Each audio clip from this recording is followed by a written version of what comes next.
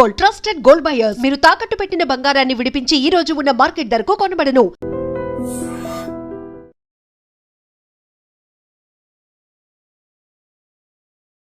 Hello everybody, అందరికీ నమస్కారం. Welcome to super doctor. ప్రపంచవ్యాప్తంగా కళ్ల సమస్యలు చాలా మందిని ఇబ్బంది పెడుతున్నాయి.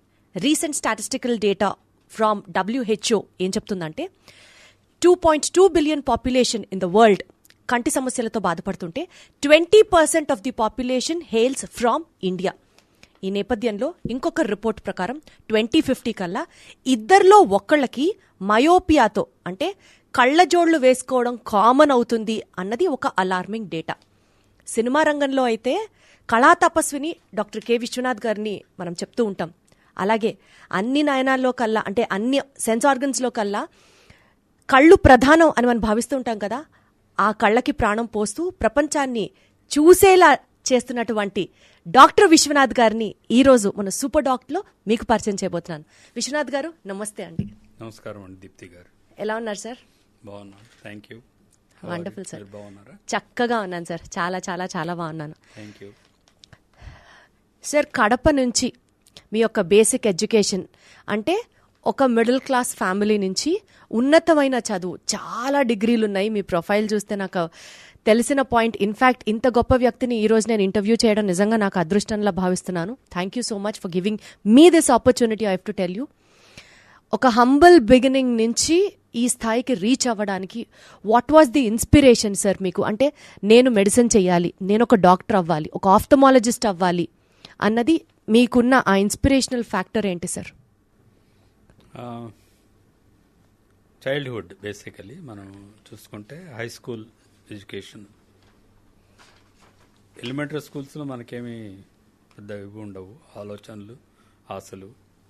హై స్కూల్ చదివేటప్పుడు కూడా ఫస్ట్ ఫ్యూ క్లాసెస్లో 9th 10th వరకు కూడా మనకి ఏమి ఉండవు ఆలోచన.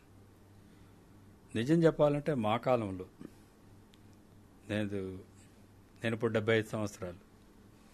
అసలు మీరు అలా ఫస్ట్ కనిపించారు సార్. 75 అంటే ఆశ్చర్యంగా ఉంది. సో మేము చదువుకునే రోజుల్లో అసలు ఏమీ లేవు. This is no media, only All India Radio. అది కూడా మేము ఇది చాలా అరుదుగా అంటే మా ఊర్లో కడపలో స్టార్ట్ అవడం చాలా ఆలస్యంగా మొదలైంది. హైదరాబాద్ ఒకటి ఉండేది, ఆకాశవాణి వివిధ భారతి స్టార్ట్ అయింది. అప్పుడు జయమాల ప్రోగ్రాంలు అప్పుడప్పుడు వినేవాళ్ళం అప్పట్లోనే. అంటే ఇంచుమించు 60 సంవత్సరాల కిందట అనుకోండి. మా హై స్కూల్లో టీచర్లు నా ఇన్స్పిరేషన్. నిజం చెప్పాలి అంటే, నువ్వు బాగా మార్కులు వస్తున్నాయి, చదువుకుంటున్నావు. మాకు ఒక డ్రాయింగ్ మాస్టర్ ఉండేవారు, వాట్కిన్స్ అని ఆయన పేరు. Very very efficient. ఆయన డ్రాయింగ్ ఎలా ఉందంటే, మా హై స్కూల్లో నేను చదువుకున్నది శ్రీరామకృష్ణ హై స్కూల్ అంటారు, కడపలో అప్పట్లో చాలా వెరీ పాపులర్ స్కూల్ అది.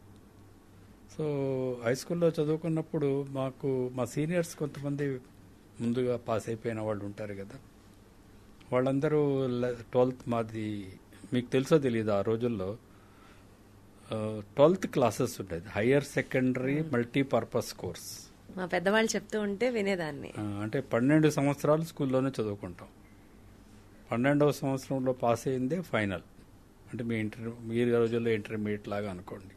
7th ఉండదు, 10th ఉండదు, సుఖంగా 12th తర్వాతే బయటకు రావాలి. 12th బయటికి రావాలి. అప్పట్లో వచ్చే మార్క్స్ని బట్టే మనకు ఫ్యూచర్ మనం ప్లాన్ చేసుకోవాలి. బేసికలీ అసలు మిడిల్ క్లాసుల్లో ఉంటే ఫ్యూచర్ ప్లానింగ్లు ఏముండవు, అంతా ఆర్థికంతో కూడుకున్నదే, డబ్బులతో కూడుకున్నవే ఉంటాయి వాళ్ళకి.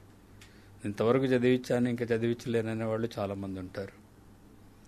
సో నాకు ఐడియా ఎలా వచ్చిందంటే, నా ముందు స్టూడెంట్స్ కూడా, మా ముందు బ్యాచ్ల వాళ్ళు కూడా ఒకరిద్దరు ఎక్కడో మెడికల్ కాలేజెస్లో చేరారు, సీట్స్ వచ్చాయి. ఈయన వాట్కిన్స్ అన్నాడు, అరే నువ్వు బాగా చదువుతున్నావు, నువ్వు కార్డియాలజిస్ట్ కా అన్నాడు ఆయన నాకు. ఆ రోజుల్లో ఆయన ఇచ్చిన సలహా అది. నేనేమో అదేం పెద్దగా సీరియస్గా తీసుకోలేదు. అసలు మెడిసిన్కి వెళ్తానో లేదో కూడా నాకు తెలియదు. నా favourite subject is mathematics. So I was always a topper in mathematics. So maths భయం ఉంటే సైన్స్ తీసుకున్నాం అన్న వాళ్ళని ఎక్కువ చూస్తూ ఉండేటివి ఆ రోజుల్లో.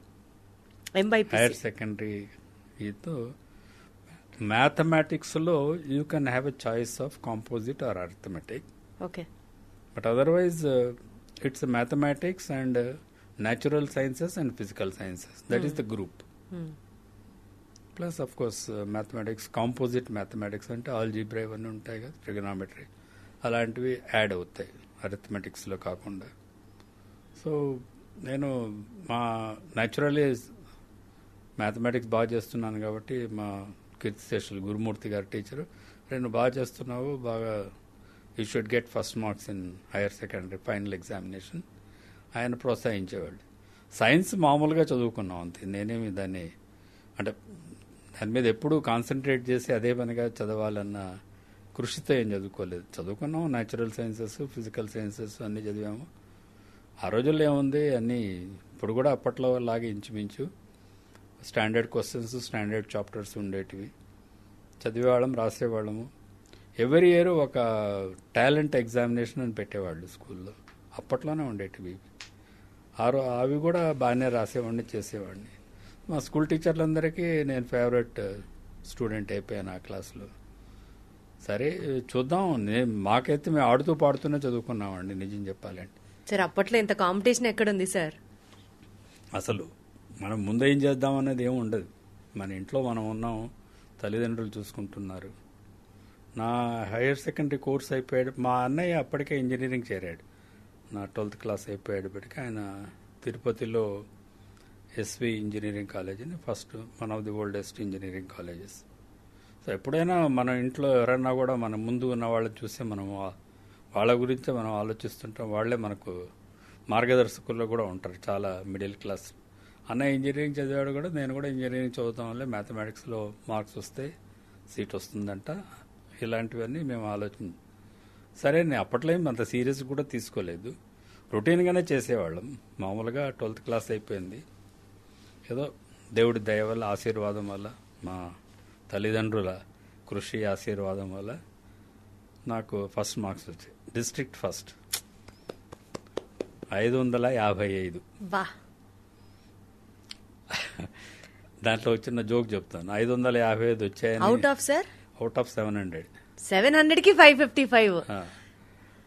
సో అప్పుడు మా హై స్కూల్ హెడ్ మాస్టర్ ఉండేవారు, హై స్కూలే కాబట్టి హెడ్ మాస్టర్ అని రామూర్తి గారు. ఆయన మంచి స్మోకర్. ఆయన నన్ను దగ్గర పిలిచి, నువ్వు ఎప్పుడైనా సిగరెట్ తాగితే 555 అని ఒకటి ఉంటుంది సిగరెట్, అదే తాగు అని చెప్పాడు. మీరు స్టేట్ ఎక్స్ప్రెస్ 555 అనేది ఆ రోజుల్లో, ఇప్పుడు ఉన్నదో లేదో నాకు తెలియదు. అదే ఒక suppose to be good brand or super brand cigarette మా రోజుల్లో.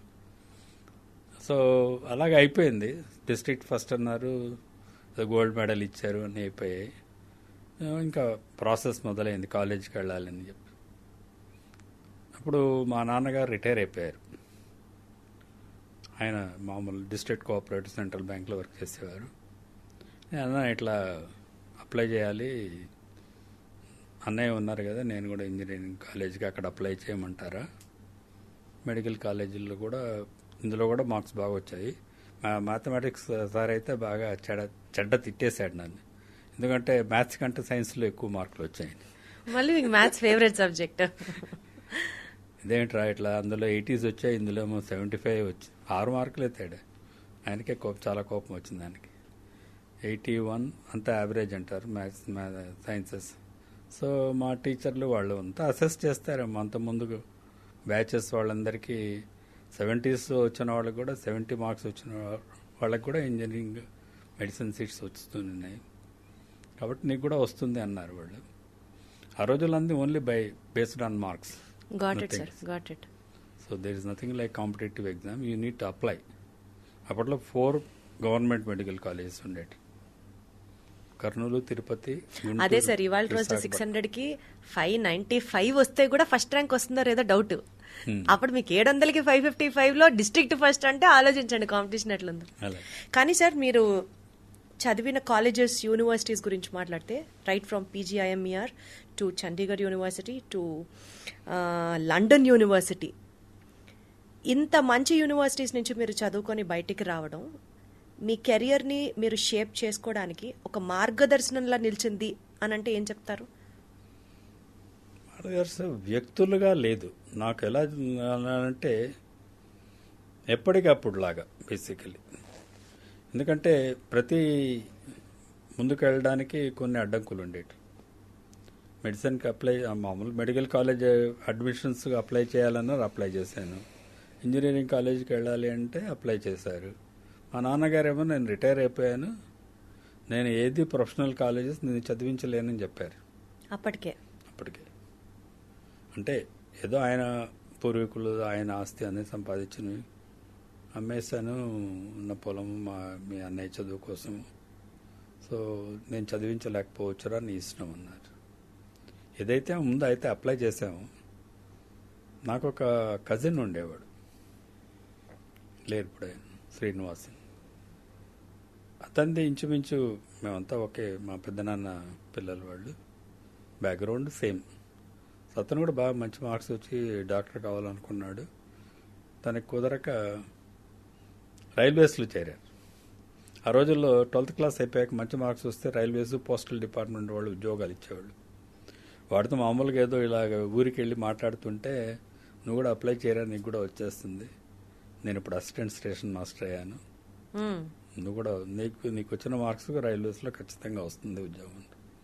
అదొక ఐడియా ఉన్నింది మనసులో. సో మా నాన్నతో అన్నాను, ఇట్లా సీను అన్నాడు, మరి దానికి అప్లై చేయమంటే నాకేం తెలియదు, నువ్వే ఆలోచించుకో అన్నారు. సరే చూద్దాము, అడ్మిషన్లు వచ్చాక కదా. ఈ మెడికల్ కాలేజ్ అడ్మిషన్స్ ఆ 60 సంవత్సరాల నుంచి ఇవాళ వరకు నా ఉద్దేశంలో ఎప్పుడూ లేట్ అవుతాయి. మీరు గమనించారో లేదు? అవును సార్, అవును.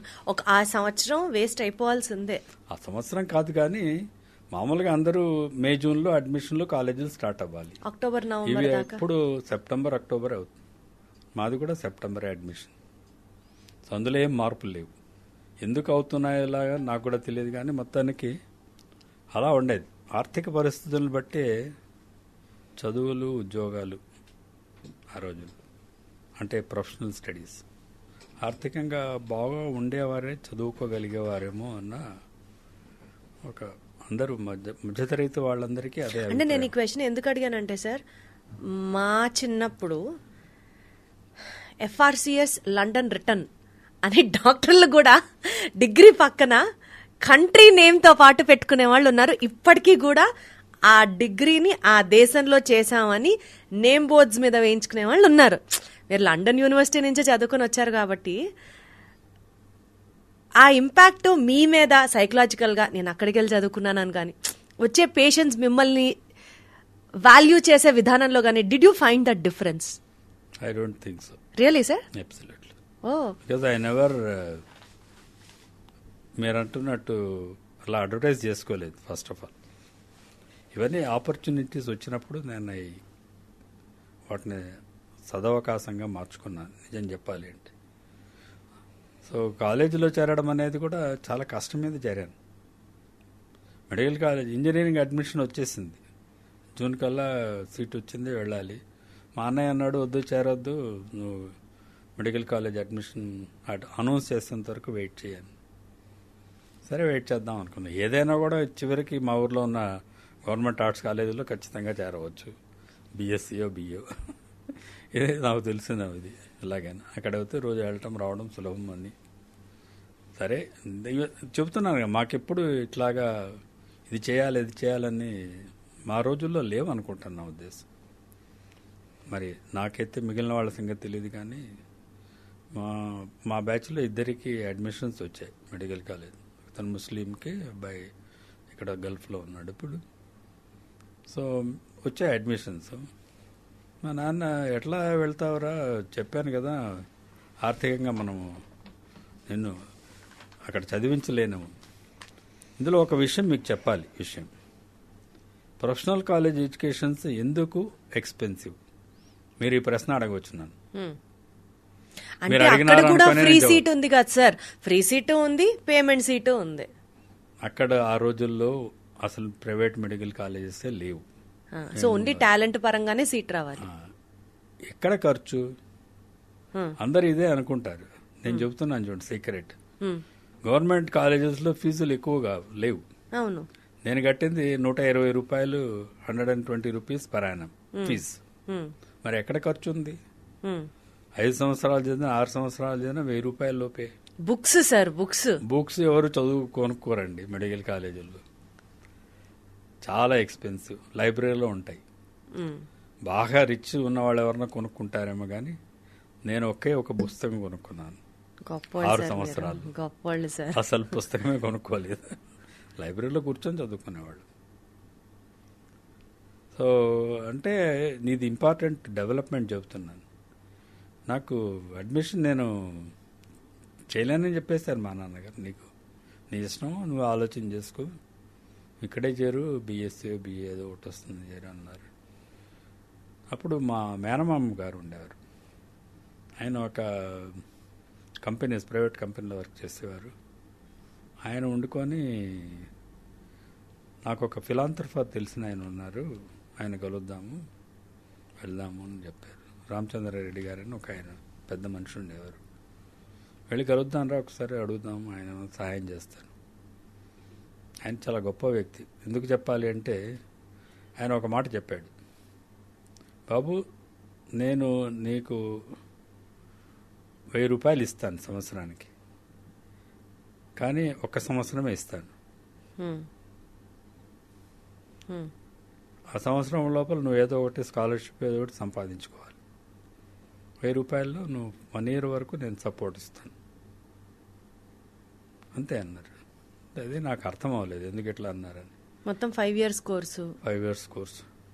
సరే మా ప్రిన్సిపాల్ గారు అన్నారు, నీకు because your district first you will sure to get a scholarship, merit scholarship వచ్చేసింది. ఇలాగ నేషనల్ మెరిట్ స్కాలర్షిప్ ఇచ్చారు.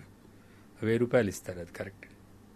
ఆయన చెప్పాడు, ఆయన కూడా సలహా ఇచ్చాడు, అది తీసుకో ఆయన దగ్గర, ప్రస్తుతం 1 సంవత్సరం గడిపోయి ఇయర్ ఎండింగ్ అయిపోయే లోపల నీకు ఆ రోజుల్లో, ఈ రోజుల్లో ఎలా ఉందో నాకు తెలియదు కానీ ఆ రోజుల్లో స్కాలర్షిప్స్ ఇయర్ ఎండింగ్లో ఇచ్చేవారు.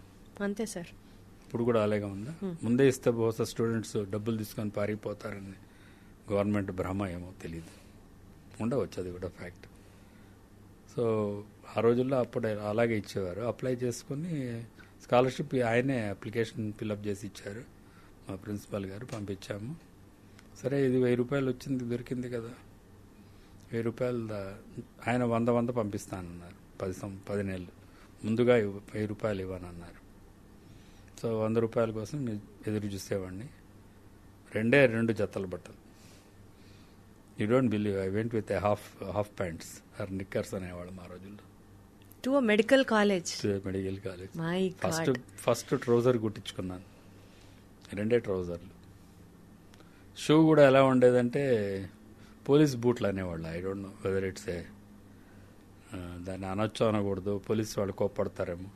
రౌండ్గా, పెద్దగా, లావుగా, మోడర్న్గా ఉండేటివి కాదు.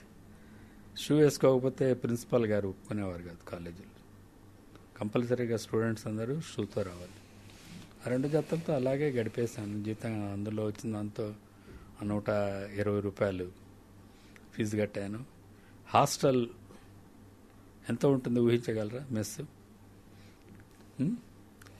60 రూపాయలు, 60 rupees per month hostel fee. 100 రూపాయలే కదా సార్ మీకు వచ్చిన స్కాలర్షిప్? మరి 40 రూపాయలు మిగిలింది అలా ఉంచుకోవాలి, దాచుకోవాలి, లాండ్రీకి దానికి ఖర్చులు. అచ్చా. సో 100 రూపాయలు, 60 రూపాయలు దీనికి, 60-70 రూపాయల మధ్య ఇది బిల్లు. 30 రూపాయలు మిగిలింది దాచిపెట్టుకోవాలి. అంతే. అదృష్టవత ఏం దురలవాటు పడలేదు కాబట్టి బయటపడిపోయాము. దాంతో ఎప్పుడైనా బయటకు వెళ్ళి కాఫీ తాగడానికి దానికి ఫ్రెండ్స్తో కలిసి బయటకు వెళ్ళి కాఫీ తాగడం అంటే కూడా అరుదే. మా కాలేజీలో ఉన్న క్యాంటీన్లో తాగేవాళ్ళు. అక్కడ కొంచెం క్యాంటీన్లో ఎప్పుడు కన్సెషన్ రేట్లోనే ఉంటాయి కాబట్టి. సో బేసికల్గా అంత కష్టపడుతూ చదువుకున్నారు కాబట్టి you know the value of money. That is the essential thing, basic underline. Got it sir. Sir probably ఎన్నో లైఫ్ లెసన్స్ మిమ్మల్ని ఇంటర్వ్యూ చేస్తూ ఉంటే తెలుసుకోవచ్చు. అంటే ఈ జనరేషన్ నార్మల్ స్టూడెంట్స్కి తెలుసుకోవడం, నార్మల్ మనుషులు తెలుసుకోవడం ఒక లెక్క అయితే, ప్రాబబుల్లీ మెడికోస్కి చాలా చాలా చాలా ఒక గైడెడ్ పాత్ లాగా ఉంటుందేమో మీరు మాట్లాడుతూ ఉంటే లైఫ్ లెసన్స్ గురించి అనిపిస్తోంది నాకు. But since we have to also equally focus on the subject what we're talking today, I'm getting back in to that subject sir. Sir, eye problems, eye issues అని అంటే ఇవాళ రేపటి రోజుల్లో బ్లూ లైట్ ఎమిట్ అవ్వడం వల్ల కంటికి చాలా ప్రమాదం. అది ఎంత ప్రమాదమైన స్థాయికి వెళ్తోందా అన్నది జనాలు ఆలోచించుకోవడం మానేసి, probably you have to let it know, కళ్ళజోడు పెట్టేసుకొని బ్లూ లైట్ కోసం షేడ్స్ అంటే ప్రొటెక్టర్స్ కళ్ళజోడికి యాడ్ చేసుకుంటే ఎన్ని గంటలు బ్లూ లైట్ ఎమిట్ అయినా పర్లా. కళ్ళజోళ్లకి బ్లూ లైట్ ప్రొటెక్షన్ గ్లాసెస్ పెట్టుకోవడం ఒక ఎత్తు అయితే, సెల్ ఫోన్ దగ్గర నుంచి ల్యాప్టాప్స్ దగ్గర నుంచి స్క్రీన్స్ ఏదైతే ఉంటాయో వాటన్నిటికీ కూడా బ్లూ లైట్ ప్రొటెక్షన్ చేసేస్తున్నారు. అంటే ఎమిట్ అయ్యే లైట్ ఇంకా బ్లూ లైట్ ఉండదన్నమాట, మన కంటికి మంచి లైట్ వస్తుంది. Is it safe sir, or how do we have to overcome this? అసలు నిజంగా ఈ బ్లూ లైట్ ప్రొటెక్టింగ్ గ్లాసెస్ పనిచేస్తాయా is my point first. I think we should go back to what is the blue light and how is it related to eyes. Okay, blue light కంటికి ఏం సంబంధం? Wonderful sir, correct. అది ఉంటేనే కదా దాని గురించి. దాని వల్లే ప్రమాదం అని మాట్లాడుకుంటున్నాం. అసలు బ్లూ లైట్ అంటే ఏంటో తెలియాలి. బ్లూలో ఉన్న ultra violet rays okay, or they can damage the surface of the కన్ను పైన భాగానికి, దాని మీద కొంత డ్యామేజ్ రావచ్చు. కంటి వెనకాల రెటీనా ఉంటుంది మనకు. రెటీనా అనేది కంటి యొక్క దాని ఆర్గన్ చెక్ చేసుకుంటా అవయం ఎలా ఉంటుందంటే, కన్ను అనేది ఒక కెమెరా. నేను చెప్పేది అందరికీ, కెమెరాకి ఒక కార్డ్ ఉంటుంది, కెమెరాకి ముందు లెన్సెస్ ఉంటాయి. లెన్సెస్ అనేటివి ఏమిటంటే కంటి ముందు మనకు ఒక నలుపుగా ఉంటాయి మన కళ్ళన్నీ. అది నలుపు కాదు కదా, మరి అసలు ఈ ఫ్యాక్ట్ కూడా చాలా మందికి తెలియదు. నల్లగుడ్డు అంటాం. నలుపుదనం ఎక్కడ ఉన్నది? నలుపుదనం కంటి పాపలో ఉన్నది. మన పైన కనిపించే నలుపు అనేది it's a transparent layer. Okay, me watch glass, ఇప్పుడు మీరు వేసుకున్న watch glass brown, glass brown కాదు కదా. గ్లాస్ బ్రౌన్ కాదు, correct. Glass is a clear glass. దాని వెనకాల ఉన్న బ్యాక్ డ్రాప్ బ్రౌన్. అలాగే నల్లగుడ్డుకు వెనక ఉన్న బ్యాక్గ్రౌండ్ ఐరిస్, మధ్యలో కంటిపాప ఉంటుంది. సో ఈ ఐరిస్ మనకు ఏషియన్స్ అందరికీ, Caucasians whatever you call them, black, brown, dark, వీటిలో షేడ్స్లో ఉంటుంది. డార్క్ బ్రౌన్ ఉండవచ్చు, బ్లాక్ ఉండవచ్చు. వెస్ట్రన్ కంట్రీస్లో ఉన్న వాళ్ళందరికీ గ్రీన్, బ్లూ ఉంటాయి. ఎల్లో కలర్స్ అంటే ఏమి ఉండవు, అవన్నీ కాంటాక్ట్ లెన్సులు పెట్టుకున్నవే ఉంటాయి. గ్రీన్, బ్లూ, ఎక్కడైతే dark red, dark black or brown. ఈ కలర్స్ మన ఐరిస్ కలర్స్. మనకు పిగ్మెంట్ ఎక్కువ శరీరంలో. మనం ఎందుకు డార్క్గా ఉన్నాము? శరీరంలో మనకు మెలనిన్ అనే పిగ్మెంట్ ఎక్కువ ఉంటుంది. సో మన శరీరంలో ఆ పిగ్మెంట్ని బట్టి మన స్కిన్ కలర్ ఉంటుంది. తక్కువ ఉంటే తక్కువ, పూర్తిగా పోతే విటిలిగో, ల్యూకోడర్మా. పూర్తిగా శరీరం అంతా పూర్తిగా ల్యూకోడర్మా, విటిలిగో ఉన్నవాళ్ళు ఫారినర్ ఏమో అనుకుంటారు వాళ్ళని చూస్తే. Correct sir. వాళ్ళ జుట్టు కూడా రెడ్గా ఉంటుంది కాబట్టి. సో కలర్ని బట్టి అలా వస్తుంది. సో ఆ లెన్సెస్ అనేటివి ముఖ్యం మన కంటికి. కెమెరాకి లెన్స్ పాడవుతే there is no image creation behind. అది డిజిటల్దైనా కానివ్వండి, వాట్ ఎవర్ రెగ్యులర్ ఫిల్మ్స్ అయినా కానివ్వండి, పోలరాయిడ్ కానివ్వండి, దాని మీద పడే ఇమేజ్ మనం ముందు ఉన్న కన్ను కార్నియా లోపల ఒక లెన్స్, క్రిస్టలైన్ లెన్స్ ఉంటుంది. Beautiful lens made by the God that has got a condensing power of both together. It's about 60 diopters power. అంటే ఒక 60 diopters కాన్వెక్స్ లెన్స్ మన కంటి ముందు ఉన్నది. అది any images can be that will create an image on the retina. ఇమేజ్ని optic nerve ద్వారా మెదడు వెనకాల భాగానికి పంపిస్తుంది. దేవుడు ఎంత బాగా సృష్టించాడు చూడండి. కన్ను ముందు పెట్టాడు, కంటి చూపు తెలివి వెనక్కి పెట్టాడు. ఆక్సిపిటల్ కార్టెక్స్ అంటాం.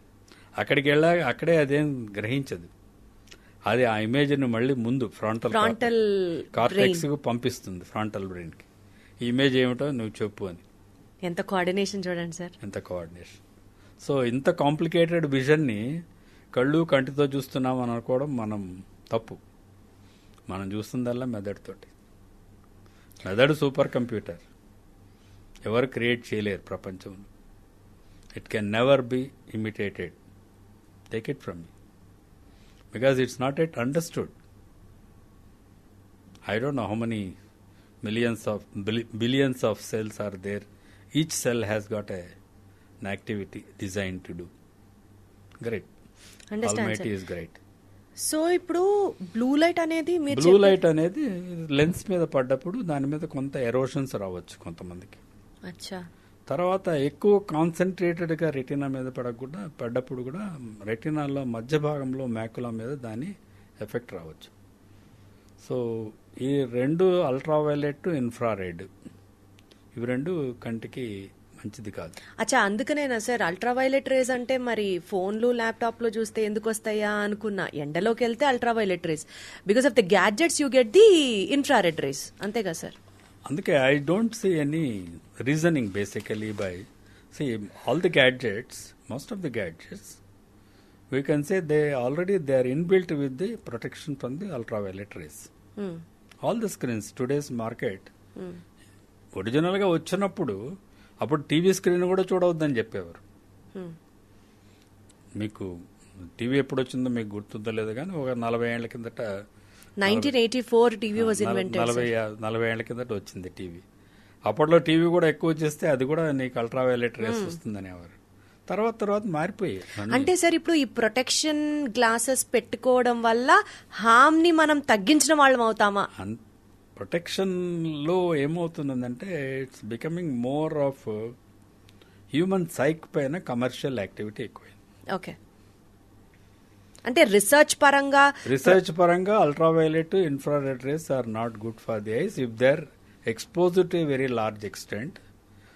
You will get smarting sensation అంటాం. అంటే కంట్లో ఏదో గుచ్చుకుంటున్న ఫీలింగ్ అల్ట్రావైలెట్ రేస్ కార్నియా మీద పడవచ్చు, ఇన్ఫ్రారెడ్ రేస్ పడవచ్చు, వెనకాల రెటినా మీద పడవచ్చు. కానీ retina will regenerate fast. Constant గా డ్యామేజ్ ఉండదు. The only ultraviolet infrared rays which can damage the eyes looking at the sun. Sun gazing is bad. Understand sir. Sir ఇప్పుడు సో రీసెర్చ్ పరంగా మనకి blue light protective glasses will not fetch any advantage. That's what you wanted to tell. The ordinary blue light cut down చేస్తుంది కానీ ultraviolet, even the spectacles you can have ultraviolet coating and protection coating basic. So దానివల్ల use ఉండదు పెద్దగా అన్నది మీరు చెప్పే point. Blue light will be more, incisive than the ordinary light. You have got a spectrum of the light. Correct, sir. Vibgayar, you know those things. All 7 colors in the rainbow. All colors. Got it, sir. So, what will know blue, red are more they are incisive. going in further ultra level or infra levels, they can cause the damage to the eye. అంతేగాని ఇవన్నీ మిగిలినవన్నీ commercial. So చక్కగా blue light glasses పెట్టేసుకొని రాత్రంతా ఫోన్లు చూడొచ్చు, హ్యాపీగా ఎండలోకి వెళ్ళొచ్చు, ఇలాంటివన్నీ ఉడకవు. Got it sir. Sir coming to the second point sir, cataract operations. అంటే క్యాట్రాక్ట్ అనే దాని గురించి మాట్లాడితే సార్ ఓన్లీ పెద్దవాళ్లకే వస్తుందా సార్ ఈ క్యాట్రాక్ట్ అనేది? అసలు వాట్ ఈస్ దిస్ క్యాట్రాక్ట్? మీకు ఇందాకే లెన్స్ చెప్పానా, 2 లెన్సెస్ ఉన్నాయి కంటి ముందు భాగం ఉన్నది convex lens, simple convex, or you can say plane, convex, simple convex. One is other is bi convex. లోపల ఉన్నది బై కాన్వెక్స్. అది కంటి పాప వెనక ఉంటుంది, పీపుల్ వెనక.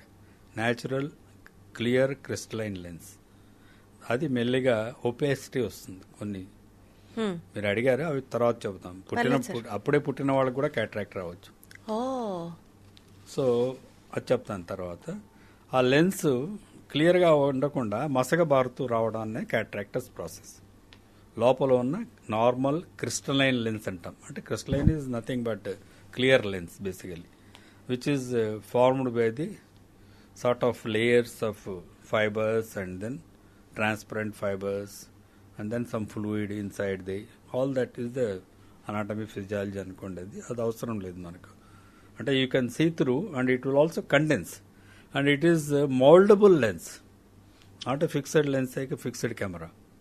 Auto focusing lens. మనం దూరం చూసి దగ్గర చూడంగానే రెండు క్లియర్గా ఉంటాయి. కెమెరాలు అలా కాదు కదా, ఇప్పుడు వస్తున్నాయేమో కానీ బట్ ఇప్పుడు కూడా అట్లేదు సార్, మనం ఫోకస్ సెట్ చేసుకోవాలి. సెట్ చేసుకోవాలి కదా. So how great the god has given you an auto focus lens which cannot be duplicated. I don't know whether camera వాళ్ళు చెప్పాలి. అంత క్విక్గా ఆటో ఫోకస్ అయ్యే లెన్సెస్ ఎక్కడైనా ఉన్నాయా? లేవు. సో అంత క్విక్గా దాన్ని అకామిడేషన్ అంటాం ఆటో ఫోకస్. ఈ లెన్స్ క్లారిటీ కొన్ని డిసీజెస్లో అది ఒపేక్ కావచ్చు. న్యాచురల్ ఏజింగ్ ప్రాసెస్లో around 60 years of the age అది ఆ ఫైబర్స్ అవన్నీ కొంత they lose their transparency, they may become slightly blackish or brown, which is called natural ప్రాసెస్లో స్క్లీరోసిస్ అంటాం. అంటే sclerosis of the every structure will become slightly degenerated. అవి అలాగే మెల్లిగా ఆ బ్లాక్ బ్రౌన్ నుంచి they may become white. So అప్పుడు transparency తగ్గుతూ వస్తుంది. అంటే సార్ 40 years లో క్యాట్రాక్ట్ రావాల్సింది ఎగ్జాంపుల్ చెప్తున్నాం, 50 years లోనో 60 years లోకి ఎక్స్టెండ్ చేసుకోవచ్చు, కానీ sclerosis of that particular nerve or organ or what do you call? Lens. Normal lens. Sclerosis of the lens is unpreventable is what you say. After the age of 60, aging process. It may not totally become white. Acha. But it starts causing a problem in your transparency. Say for example, at my age, touch wood, I have not developed a cataract, but అద్భుతం. so అంటే ఇప్పుడు మీ secret ఏంటో చెప్పండి sir. Cataract రాకుండా ఉండాలంటే ఏం చేయాలో చెప్పాలి. healthy lifestyle, healthy good life food, style, exercise. Less screen టైమా sir? Screen time, we are never addicted to phones. In fact, I hate my phone. To tell you very frank, it's more disturbing. But I watch TV. All OTT platforms I know. అరే వా. Got it, sir. So watching doesn't affect the eyes. Eyes have been given to watch. To see. How can say? Only thing is, మీకు చెప్పాను కదా auto focus ఉందని, అది కూడా it's very thin muscle. దానికి కొంచెం రెస్ట్ ఇవ్వాలి కదా, టైర్ అయిపోతుంది కదా. సో కొంచెంసేపు కళ్ళు మూసుకోండి, కాన్స్టెంట్గా చూడకండి. That's what we advise even to the people who are present day information technology. Got it, sir. So they come with computer vision syndrome అని మా వాళ్ళు కూడా ఒక పేరు పెట్టారు. అదేం there is nothing like a big syndrome అంటే ఏం లేదు అందులో. Computer constantly watching your eye muscles are getting tired. So you close for 5-10 minutes, that amount of rest. నేను రాశాను సార్, ఇప్పుడు మీరు చెప్పే పాయింట్లన్నీ మిత్స్ లో రాశాను, so that will also break all those myths. ఎంతసేపు స్క్రీన్ చూడొచ్చు, ఎంతసేపు టీవీ చూడొచ్చు, విల్ టాక్ అబౌట్ ఇట్. ఎంతసేపు అనేది ఎక్కడ లిమిటేషన్ లేదు. As much as your eyes can tolerate, you can do it. Okay. So equally ఒక యాంటీడోట్ చెప్తారు కదా సార్ డాక్టర్స్ అంటే, సరే ఒక 1 hour టీవీ చూస్తే ఒక 10 నిమిషాలు రెస్ట్ ఇవ్వు టైప్ లో చెప్తే బ్యాలెన్స్ అయిపోతుంది. అదే it depends on how you feel about it. చూసే individuals okay. I mean as you said, every 2 hours you can take rest a break for 5-10 minutes and then divert. Don't constantly seeing constant activity for that muscle. Got it sir. Sir దేశంలోనే మొట్టమొదటిసారిగా diabetic రెటినోపతికి సంబంధించి చేసిన research మీదే అని విన్నాను. What does that stand for sir? Diabetic retinopathy, diabetic పేరులోనే ఉంది, sugar ఉన్న వాళ్ళకి డయాబెటిక్ రెటినోపతి వస్తుంది. అంతవరకు వేగ్గా we have an understanding basically. But what does diabetic retinopathy stand for? మన పాడ్కాస్ట్ టైం ఎక్కువైపోతుంది మాట్లాడాలంటే. I love to talk on that. మీరు అడిగిన క్యాట్రాక్ట్ మీకు అర్థమైపోయింది. అర్థమైంది సార్. ఆ క్యాట్రాక్ట్స్ కూడా డయాబెటీస్ వల్ల త్వరగా రావచ్చు. అక్కడి నుంచే స్టార్ట్ చేద్దాం. Diabetes is a metabolic disease. Correct. It's not a disease, metabolic disorder. Very well said sir. Okay. మన శరీరంలో మనం తినే ఆహారంలో కార్బోహైడ్రేట్స్ గ్లూకోజుగా మారుతుంది శరీరంలో. గ్లూకోజ్ మన శరీరానికి అవసరం, ఎనర్జీ ఇవ్వాలి. Every cell requires glucose. Every single billions of cells what we have. So, it will give glucose as well as oxygen. Through the blood. So diabetes ఎందుకు వస్తున్నది? మీరు తినే ఆహారంలో ఎనర్జైజ్ చేయడం అంటే గ్లూకోజ్ని ఖర్చు చేయడం అనేది ఒక ఇన్సులిన్ అనే ఒక ఎంజైమ్ ఉంటుంది మనకు. Insulin resistance diabetes develops. Insulin resistance ఏమి కాదు, అది కూడా అది ఒక కండిషన్. అది ఇన్సులిన్ అనేది సహజంగా మనకు శరీరంలో ఉండాలి ఎంజైమ్. మనకు సలైవా ఉన్నట్టు, గ్యాస్ట్రిక్ జ్యూసెస్ ఉన్నట్టు అది కూడా ప్యాంక్రియాస్ నుంచి వస్తుంది మనకి. అందులోంచి అది బయటికి రావాలి, వచ్చి మనం తిన్న ఆహారంలో గ్లూకోజ్ని అంతా ఎనర్జైజ్ చేసేస్తుంది, ఖర్చు చేస్తుంది. కొంత ఎక్కడెక్కడ గ్లూకోజ్ పంపించాలో అక్కడంతా ఆ సెల్స్కి అంతా ఇన్సులిన్ కూడా కొద్ది కొద్దిగా వెళ్ళి ఖర్చు చేసి యాక్టివ్గా పెడుతుంది. ఇన్సులిన్ తగ్గిపోతే ఏమవుతుంది? ఖర్చు అవ్వాల్సిన గ్లూకోజు మిగిలిపోతూ వస్తుంది రక్తంలో. ఆ స్టేటస్సే డయాబెటీస్ మెలిటస్ అంటారు. ఇన్సులిన్ ఎందుకు తగ్గిపోతుందంటే వంశపారంపర్యంగా అది ఒక ఇట్ హ్యాస్ బీన్ ఏమంటారు జెనెటిక్ కోడింగ్ ఉంటుంది శరీరంలో కూడా. వంశపారంపర్యంలో వచ్చే జబ్బుల్లో అవే ముఖ్యం బేసికలీ. ఆ కోడింగ్ ప్రకారం కొద్ది రోజుల తర్వాత ఇన్సులిన్ ప్రొడక్షన్ తగ్గిపోతూ వస్తుంది. కొంతమంది సహజంగా అంటే అందులో రెండు మూడు టైప్స్ ఉంటాయి. పుట్టినప్పుడు కూడా రావచ్చు, అది పక్కన పెడదాము. అడల్ట్ డయాబెటీస్ గురించి మాట్లాడుకుంటే insulin dependent, non insulin dependent అని రెండు స్పెసిఫిక్గా ఉంటాయి మేజర్ క్లాసిఫికేషన్లో. ఇన్సులిన్ డిపెండెంట్ అంటే ఇన్సులిన్ బాగా తగ్గిపోతే ఇన్సులిన్ ఇవ్వాల్సి వస్తుంది. నాన్ ఇన్సులిన్ డిపెండెంట్ అంటే ఏజ్ రిలేటెడ్ అంటాం.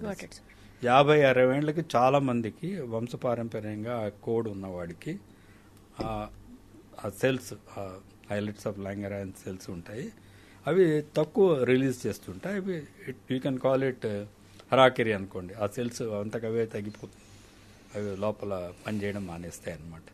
ఇన్సులిన్ లేదు, sugar reserves in the body keep on increasing. కాబట్టి మనం ఏం చేయాలి? తక్కువ కార్బోహైడ్రేట్స్ తీసుకోవాలి. ఆర్ తీసుకున్న కార్బోహైడ్రేట్స్ని ఎక్సర్సైజ్ చేసి కరిగించాలి. ఇది basic philosophy of diabetes treatment. ఇవి రెండూ చేయకపోతే శరీరంలో ఉన్న బ్లడ్లో ఉన్న గ్లూకోజు బ్లడ్లో ఉంటుంది కదా. బ్లడ్లో నార్మల్ బ్లడ్లో ఆర్బీసీ అని ఉంటాయి, రెడ్ బ్లడ్ కార్పసల్స్, హిమోగ్లోబిన్ అని ఉంటుంది, అది అందరికీ తెలిసిండేది. ఈ హిమోగ్లోబిన్లోకి వెళ్తుంది ఇది గ్లూకోజ్. అది గ్లూకోజ్ అందులోకి వెళ్ళిపోతే మనం ఎక్కువ ఆహారం తీసుకున్నప్పుడు ఏమనిపిస్తుంది మనకి? మత్తుగా ఉంటుంది. హిమోగ్లోబిన్ కూడా మత్తు వచ్చేసింది. అది గ్లూకోజ్ నాకు చాలా దండిగా ఉన్నది, నేను పనిచేయడం మానేస్తాను. ఉదాహరణకు చెప్తున్నాను. అది గ్లూకోజ్ ఇవ్వాలి, ఆక్సిజన్ ఇవ్వాలి. ఆక్సిజన్ ముఖ్యంగా ఇవ్వాలి శరీరంలో సెల్స్. ఆక్సిజన్ క్యారీయింగ్ కెపాసిటీ అంటాం హిమోగ్లోబిన్, అది తగ్గిపోతుంది. దాంట్లోకి గ్లూకోజ్ చేరుతుంది దాన్ని, కాబట్టి అది గ్లైకేషన్ ప్రాసెస్ అంటాం. అది కాదు, దాన్ని ముఖ్యంగా glycated haemoglobin, got it sir, HbA1c అని ఉంటుంది. అది ఎస్టిమేట్స్ చేసుకుంటూ ఉండాలి. For every 3 months you get the HbA1c rate. That's a customary. అందరూ ఎప్పుడో అప్పుడు చేసుకోవచ్చు. డయాబెటీస్ ఫ్యామిలీ హిస్టరీ ఉన్నవాళ్ళు ఫ్రీక్వెంట్గా అట్లీస్ట్ 1 in 6 months చేసుకుంటూ ఉంటే మనకు ఐడియా ఉంటుంది. మీరు ఎప్పుడైనా రిపోర్ట్ చూస్తే అందులో 5, 5.5, 6 ఇలా ఇస్తారు. 5 ఉంటే మీకు డయాబెటీస్ వచ్చే సూచనలు లేవు. 5.5 ఉంటే రావచ్చు. 6 ఉంటే డయాబెటీస్ ఉన్నది ఆల్రెడీ. 7 అంటే అన్కంట్రోలబుల్. 7 లోపల ఉంటే జీవితాంతం సుఖంగా ఉంటారు. HbA1c అనే మార్కర్ని 7%, అది పర్సంటేజ్, అంటే ఎంత పర్సంటేజ్ హిమోగ్లోబిన్ గ్లైకేట్ అయింది అని ఒక లెక్క అన్నమాట. ఇది పెట్టుకుంటే శరీరంలో డయాబెటీస్ రిలేటెడ్ కాంప్లికేషన్స్ అన్నీ పోతాయి. మన శరీరంలో బాగా సెన్సిటివ్ ఆర్గన్స్ వచ్చేసి retina and brain and kidneys. ఈ 3 ఎసెన్షియల్ ఆర్గానిజమ్స్. సో ఈ ఆర్గన్స్లో ఈ ఆక్సిజన్ సప్లై తగ్గిపోయే కొద్దీ అవి they start protecting themselves. So oxygen carrying capacity తగ్గిపోయినప్పుడు ఆక్సిజన్ హిమోగ్లోబిన్ మీరే అన్నారు కదా మత్తుగా ఉంటుందని. బ్లడ్ ఫ్లో కూడా అందులో అంటే we call it hyper viscosity అంటాం. సాంద్రత ఎక్కువైపోతుంది. రక్త ప్రసరణ మెల్లిగా ఉంటుంది. రక్తనాళాలు మూసుకుపోతుంటాయి. ఇవి చిన్నవి కేశనాళికలు, క్యాపిలరీస్, అవి మూసుకుపోతుంటాయి, రక్తనాళాలు చిట్లుతాయి. ఇవన్నీ retina is nothing but brain, nervous tissue. Kidney is of course toxins and glucose basically అన్ని బయటికి పంపించేస్తుంటుంది. సో అక్కడ కూడా ఫెయిల్యూర్ అవుతుంది ఆ ఫిల్టరేషన్ ప్రాసెస్. సో గ్లూకోజ్ లాగా బయటికి వెళ్ళిపోతుంటుంది. అందుకే యూరిన్లో షుగర్ ఉందా అని టెస్ట్ చేస్తారు. షుగర్ నార్మల్గా ఉండకూడదు, అది ఖర్చు అవ్వాలి. కిడ్నీకి కూడా అది అవసరం. ఖర్చు అవ్వకుండా ఫిల్టరింగ్ ఉంటాయి, ఛానల్స్ ఉంటాయి. ఫిల్టరేషన్ రేట్స్ అన్నీ దెబ్బతింటూ ఉంటాయి. సో అది బయటకు వచ్చేస్తుంటుంది. సో ఈ 3 ఎసెన్షియల్ ఆర్గన్స్ మీద దాని ఎక్కువ ఒత్తిడి ఉంటుంది. ఆక్సిజన్ కావాలి, గ్లూకోజ్ కావాలి, ఇవన్నీ డీరేంజ్ అయిపోతున్నాయి. ఈ మెటబాలిక్ స్టేటస్ను డయాబెటీస్ మెలిటస్ అంటారు. సో ఇప్పుడు మనకు పెద్ద జెనిసిస్ అంటాం, అంటే ఎందుకు డ్యామేజ్ అవుతున్నాయని తెలుస్తున్నాయి కాబట్టి. రెటీనా ఎఫెక్ట్ అయితే ఏమవుతుంది, విజన్ దెబ్బతింది. రెటీనాలో సెంట్రల్ ఏరియాలో ఊజ్ అవుతుంది ఫ్లూయిడ్, మ్యాకులోపతి అంటాం. విజన్ డిస్టర్బ్ అయిపోతుంది, స్మాల్ లెటర్స్ కనిపించకపోవచ్చు, గ్రాస్గా విజన్ కనిపిస్తుంటుంది. 40-50 ఏళ్ల వాళ్ళకి జబ్బు వచ్చింది అనుకుందాం, డయాబెటిక్ రెటినోపతి, రాకూడదు. వస్తే ఏమవుతుంది, వాడు చదవలేడు, రాయలేడు. 40-50 ఏళ్ల జీవితం మనిషిలో చాలా ఇంపార్టెంట్ స్టేజ్. 40-50 ఏళ్ళకి వాడికి సంసారంలో బాధ్యతలు చాలా ఉంటాయి. పిల్లలు చదువుకొని పైకి వస్తుంటారు, ఆడపిల్లలకి పెళ్ళిళ్ళు చేయాలి. వాడు ఉద్యోగం సరిగా చేసుకోలేకపోతే ఉద్యోగం పోతుంది. సో బేసికలీ దీన్ని మనం కంట్రోల్ చేయడానికి షుగర్ అసలు ఫస్ట్ ఆఫ్ ఆల్ రాకూడదు, వచ్చినా కంట్రోల్లో పెట్టుకోవాలి. HbA1c less than 7 రాకూడదు అనేది లేదు. I don't agree on those. రాకూడదని మీరు నేను అనలేం. Your body is coded genetically to develop. Delay చేయొచ్చు. Okay sir, that is important. Got it sir. Sir బేసికల్గా డయాబెటిక్ రెటినోపతి మాట్లాడడం, రెటినోపతి వచ్చింది కాబట్టి my next question, retinopathy of prematurity, ROP, చిన్నపిల్లల్లో వచ్చే కంటి సమస్యలలో ఇది చాలా ప్రధానమైనది and also very dangerous. So what is this ROP అని కానీ వైద్యులు యాజ్ వెల్ యాజ్ పేరెంట్స్ ఎలాంటి జాగ్రత్తలు తీసుకోవాలి, నేర్పించాలి అని అంటే ఏం చెప్తారు? To start with, what is ROP, retinopathy of prematurity అంటే ఏంటి? ప్రీమెచ్యూరిటీ అంటే మీకేం అర్థమైంది? Prematurity in the sense, mature complete గా అవ్వలేదు, the organ is not matured enough to function at its peak. Prematurity of a child అంటే ఏమిటి అర్థం? మేబీ బ్రెయిన్ సరిగ్గా, కరెక్ట్ సార్, బ్రెయిన్ సరి, ఐ మీన్ మీరు ఎప్పుడైనా as a lady you should understand that basic growth సరిగ్గా జరగట్లేదు, timely markers reach అవ్వట్లేదు, ప్రీమెచ్యూరిటీ. అది కూడా కాదు. మన బేబీ డెవలప్మెంట్లో ఎన్ని నెలలకు బేబీ డెవలప్ అయ్యి డెలివరీ అవుతుంది? 9 months కంప్లీట్ అవ్వాలి. 9 months కంప్లీట్ అవ్వాలంటే somewhere 10th month. 9th month తర్వాత కొద్ది రోజుల్లో డెలివరీ అవుతుంది సహజంగా కదా. అంతే సార్. అంటే అప్పటికి కంప్లీట్ డెవలప్మెంట్ శిశువు పూర్తిగా డెవలప్ అయింది అని అర్థం. Prematurity is for that child development. So ఇప్పుడు ఏమవుతుంది, 9 నెలల తర్వాత పుడితే శిశువు ఆరోగ్యంగా పెరిగింది, డెలివరీ బయటికి రావడానికి ప్రోగ్రామ్ అయింది, బయటికి వస్తుంది delivery, normal delivery, whatever delivery. Delivery కష్టం అవుతే సిజేరియన్ చేయడం, ఇవన్నీ ఇంకా it's a hornet's nest. I don't want to discuss. Natural delivery is the best. This is my advice to all women. Don't go in for caesarean. Is a అంటారు చిట్కా వైద్యం, అది చేసుకోకూడదు. Natural delivery is natural. దేవుడు natural డెలివరీయే పెట్టాడు, caesarean అని ఎప్పుడు ఇవ్వలేదు ఎవరికి. మనం క్రియేట్ చేసాం దాన్ని, షార్ట్ కట్. సో ఆ ప్రిమెచ్యూరిటీ డెలివరీ కూడా జరగవచ్చు. ఆ ప్రిమెచ్యూరిటీ ఎప్పుడు మేమంటామంటే 7 నెలలకే డెలివరీ అయిపోతుంది. 280 రోజులు కంటే తక్కువ టైంలో డెలివరీ అవ్వడానికి ఏదో ప్రాబ్లం వచ్చి డెలివరీ అవుతే child is not ready to survive in the world. అంతే, బయటకు వచ్చి తనంతట తను ఊపిరి పీల్చుకొని పెరగాలి. అది జరగదు అది. సో అది ప్లస్ బర్త్ వెయిట్ తక్కువ ఉంటుంది. శరీరంలో మనకు నార్మల్గా కనీసం ఒక 3 కిలోల వెయిట్, 2.5 to 3 kilos. ఇండియన్స్లో తక్కువే ఉంటుంది వెయిట్. మినిమం 3 కిలోల వెయిట్తో చైల్డ్ ఉంటే హెల్దీ చైల్డ్ అంటాం. సో 2.5 grams కంటే 2.5 kilos కంటే తక్కువ ఉన్నది 2500 grams అనుకుందాం. తక్కువ ఉన్నది అంటే ఆ శిశువుకి బయట వచ్చి సర్వైవ్ అయ్యే ఇది శక్తి తక్కువగా ఉంటుంది అని అర్థం.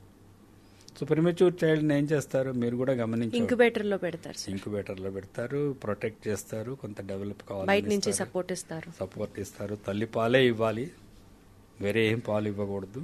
తల్లిపాలలో ఉన్నది చాలా మంచి శ్రేష్టమైంది. ఫస్ట్ డెలివరీ అయిన రోజు నుంచి మీకు తల్లులకి పాలు వస్తాయి.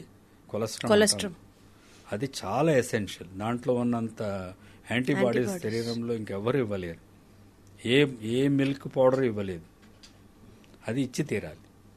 ఈ రోజుల్లో మీకు తెలుసో తెలియదు, తల్లిపాల బ్యాంక్స్ కూడా వచ్చాయి. అవును సార్, వింటున్నాం. కరెక్ట్.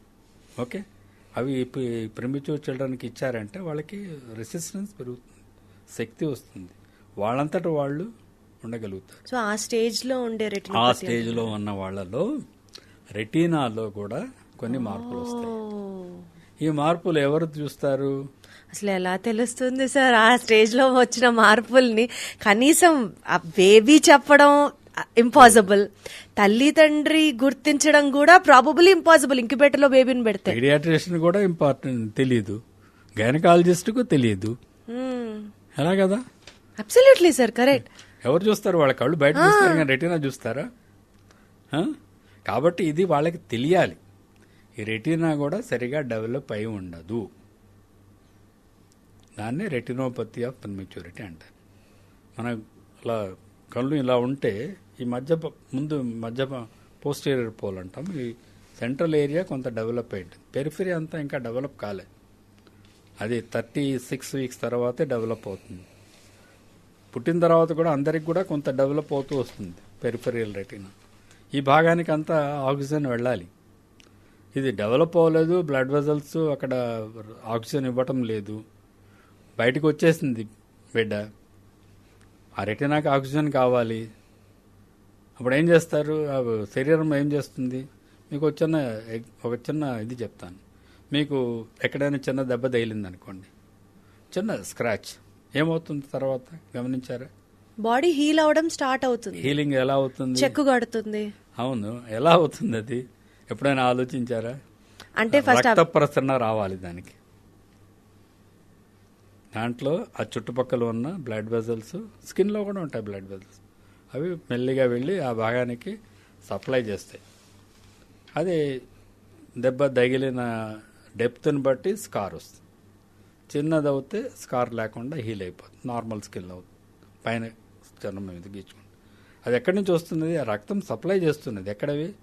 ఇప్పుడు ఈ వేలుకు నాకు రక్తం రావట్లేదు అనుకుంటే ఈ పక్క నుంచి వేలు నుంచి ఈ రక్తం దీనికి వస్తుంది. భగవంతుడు అద్భుత సృష్టి.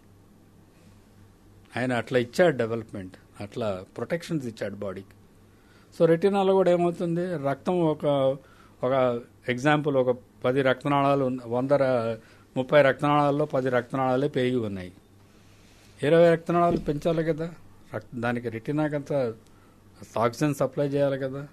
కొత్తగా బ్లడ్ వెజల్స్ పెరుగుతాయి, ఇక్కడ కూడా పెరుగుతుంటాయి. ఇవి పెరిగి అవి మూసుకుపోతాయి, తర్వాత పర్పస్ అయిపోతాయి. రెటినాలో కూడా బ్లడ్ వెజల్స్ పెరుగుతాయి. అవి ఏమిటి? క్యాపిలరీస్. మన వెంట్రుక కంటే సన్నగా ఉంటాయి, కేశనాళికలు అంటారు తెలుగు పదం క్యాపిలరీస్కి. మీరు ఎప్పుడైనా ఫిజిక్స్ కెమిస్ట్రీలో ఎక్స్పెరిమెంట్ చేసి ఉంటారు కదా, క్యాపిలరీ ట్యూబ్. అదేమవుతుంది? పట్టుకుంటేనే విరిగిపోతుంది. ఫస్ట్ దాన్ని జాగ్రత్తగా పట్టుకోమంటారు, టీచర్ తిడుతుంటాడు, ఎన్ని విరగొడతావరా క్యాపిలరీ ట్యూబ్స్ అంటాడు.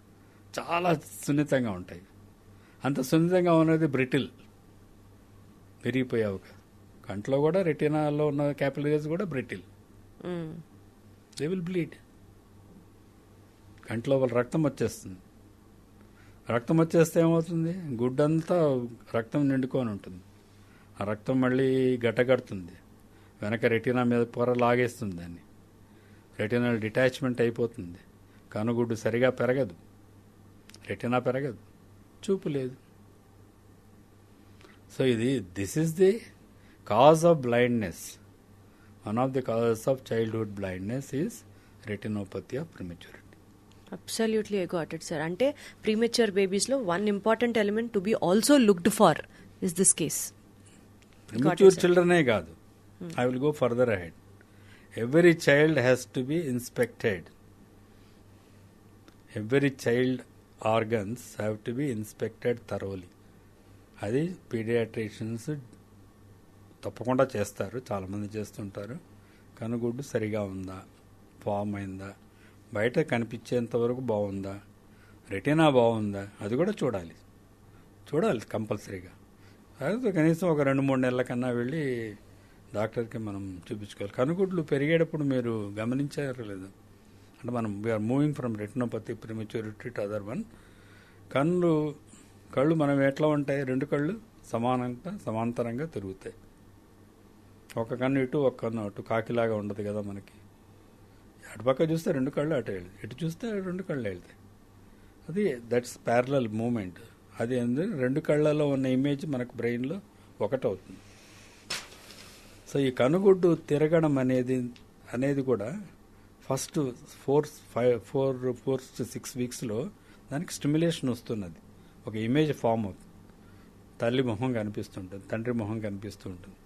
అవి స్టెబిలైజ్ అవ్వడానికి, వాటి వైపు చూడడానికి కనుగుడ్డు. పుట్టిన పిల్లలకి అటు ఇటు పోతుంటాయి కళ్ళు. మీరు ఎప్పుడైనా అప్పుడే పుట్టిన బిడ్డను చూసారా లేదు, అయ్యో కళ్ళు ఏమి ఇటుపోతున్నాయని కొంతమంది తల్లులు కంగారు పడతారు. కానీ 4th వీక్ కల్లా అవి సెటిల్ అయిపోతాయి. 4వ ఇంచుమించుగా చెప్తున్నాను, 6 వారాలు అంటారు. ఒక నెల కల్లా 2 కళ్ళు ఒకే దాని మీద దృష్టి పెట్టడం మొదలవుతుంది. అది కూడా ఎసెన్షియల్ విజన్లో. సైమల్టేనియస్ పర్సెప్షన్ ఆఫ్ విజన్ అంటాం. First development of the vision, binocular fixation. Sir ఇంత చిన్న కళ్ళకి ఎన్ని టర్మినాలజీస్ ఉన్నాయి సార్, ఎన్ని జబ్బులు ఉన్నాయి. 2 కళ్ళు నిలకడగా ఒక వస్తువును చూసేందుకు సైమల్టేనియస్ పర్సెప్షన్. 2 కళ్ళు దాని మీద దృష్టి పెట్టాలి. దృష్టి పెట్టినప్పుడు స్టీరియాప్సిస్ డెవలప్ అవ్వాలి. ఇవంతా ఎప్పటికి డెవలప్ అవుతాయి తెలుసా? చైల్డ్లో 9-10 సంవత్సరాల వరకు డెవలప్మెంట్ అవుతూనే ఉంటాయి కళ్ళకి సంబంధించి. కళ్ళకి కాదు, విజన్. కళ్ళుతో చూస్తున్నాయి. కళ్ళు సరిగా processing of the vision starts from the day 1 and then the vision, binocular vision development is complete by 9th or 10th year of the life. Sir ఈ 10 సంవత్సరాల లోపల పిల్లల్ని పుట్టినప్పటి నుంచి కళ్ళు పరీక్ష చేయడం అనేది చాలా అత్యంత అవసరం. మ్యాండేటరీ స్టెప్ అర్థం అవుతుంది సార్ నాకు. సార్ బేసికల్గా ఇన్ని సమస్యలు అంటే ఒకప్పుడు సార్ కళ్ళకి జోళ్లు ఓ ఏజ్ వచ్చాక వస్తాయి, సో కంటి సమస్యలు ఒక ఏజ్ వచ్చాక డెవలప్ అవుతాయి అన్న ఒక వర్షన్ నుంచి ప్రీమెచ్యూర్ బేబీస్ లో కూడా కంటి సమస్యలు ఉంటాయి అని తెలుసుకున్నాం ఇప్పుడు ఇంటర్వ్యూలో జరిగింది సార్. ఆరోగ్యశ్రీలో బోలెడు పథకాలు, అంటే బోలెడన్ని ఐ ప్రాబ్లమ్స్ని కూడా జాయిన్ చెయ్యాలి అని మీరు ఫైట్ చేసిన వాళ్ళలో ఒకళ్ళని విన్నాను. దాని గురించి చెప్పండి సార్, మీరు ఆ మిషన్ అచీవ్ చేశారా? Wonderful sir, super. లేదు, ఆరోగ్యశ్రీలో మొదలు పెట్టినప్పుడు ఏదైనా వైద్యం 50,000 రూపాయలు కార్పొరేట్ హాస్పిటల్స్లో ఖర్చు అవుతుంటే బీదవాళ్ళు దాన్ని చేయించుకోలేరని చెప్పి ఉద్దేశంతో రాజశేఖర రెడ్డి గారు మొదలుపెట్టారు. ఆయనే స్టార్ట్ చేశారు. అందులో 2 సంవత్సరాల వరకు అదే నడుస్తున్నది. నాకు ఒక అవకాశం దొరికింది. అప్పుడున్న హెల్త్ సెక్రటరీ గారు అగర్వాల్ గారు ఉన్నారు, ఆయనతో మాట్లాడాను. ఇలా మీరు ఇది చెబితే బీదవాళ్ళలో అప్పుడే పుట్టిన పిల్లల్లో చాలామందిలో చైల్డ్హుడ్ బ్లైండ్నెస్ అని ఉంది. ఇవన్నీ అన్ని చోట్ల వైద్యం జరగట్లేదు ఇప్పటికి కూడా. ప్రపంచంలో మీరు అన్నారు కదా, కన్ను అంటే కళ్ళజోడు వేసుకోవడం, క్యాటరాక్ట్ ఆపరేషన్, ఇవి అన్ని చోట్ల దొరుకుతుంది. మిగిలిన వైద్యాలు స్పెషలైజ్డ్ వైద్యాలు అయిపోయాయి. మెల్లకన్ను వచ్చింది, వాడికి ఏదో కనుగోడు తిరుగుతున్నది, వాడికి చూపు లేదు. ఒక చైల్డ్, సింపుల్ ఎగ్జాంపుల్ ఆయనకి చెప్పాను. ఒక చైల్డ్ పుట్టుకతో చూపు లేకుండా పుట్టింది అనుకుందాం. ఐ డోంట్ వాంట్ యూజ్ గుడ్డి, it's a very bad word. చూపు తక్కువగా పుట్టింది అనుకుందాం. ఆ చైల్డ్, ఆ శిశువు 50 సంవత్సరాలు బతకాలి. పుట్టిన మీరు అన్నారు కదా ఇందాక స్టాటిస్టిక్స్ 1.5 మిలియన్ చైల్డ్ బ్లైండ్ అనుకుందాం. 1.5 మిలియన్ అంటే ఎన్ని లక్షలు? 15 లక్షలు. 1.5 మిలియన్ చిల్డ్రన్కి 50 సంవత్సరాలు చూపు తక్కువగా పెరగాలి అంటే టార్చర్. అది కాదు, ఎంత అందవుతాం ఉందని. 50 ఇంటూ 1.5 ఎంత అవుతుంది అవును సార్, చెప్పండి. 50 into 5 75 7.5 50 years బతికెత్తే child 75 million blind years they have to live. That is the you have to look at that blindness.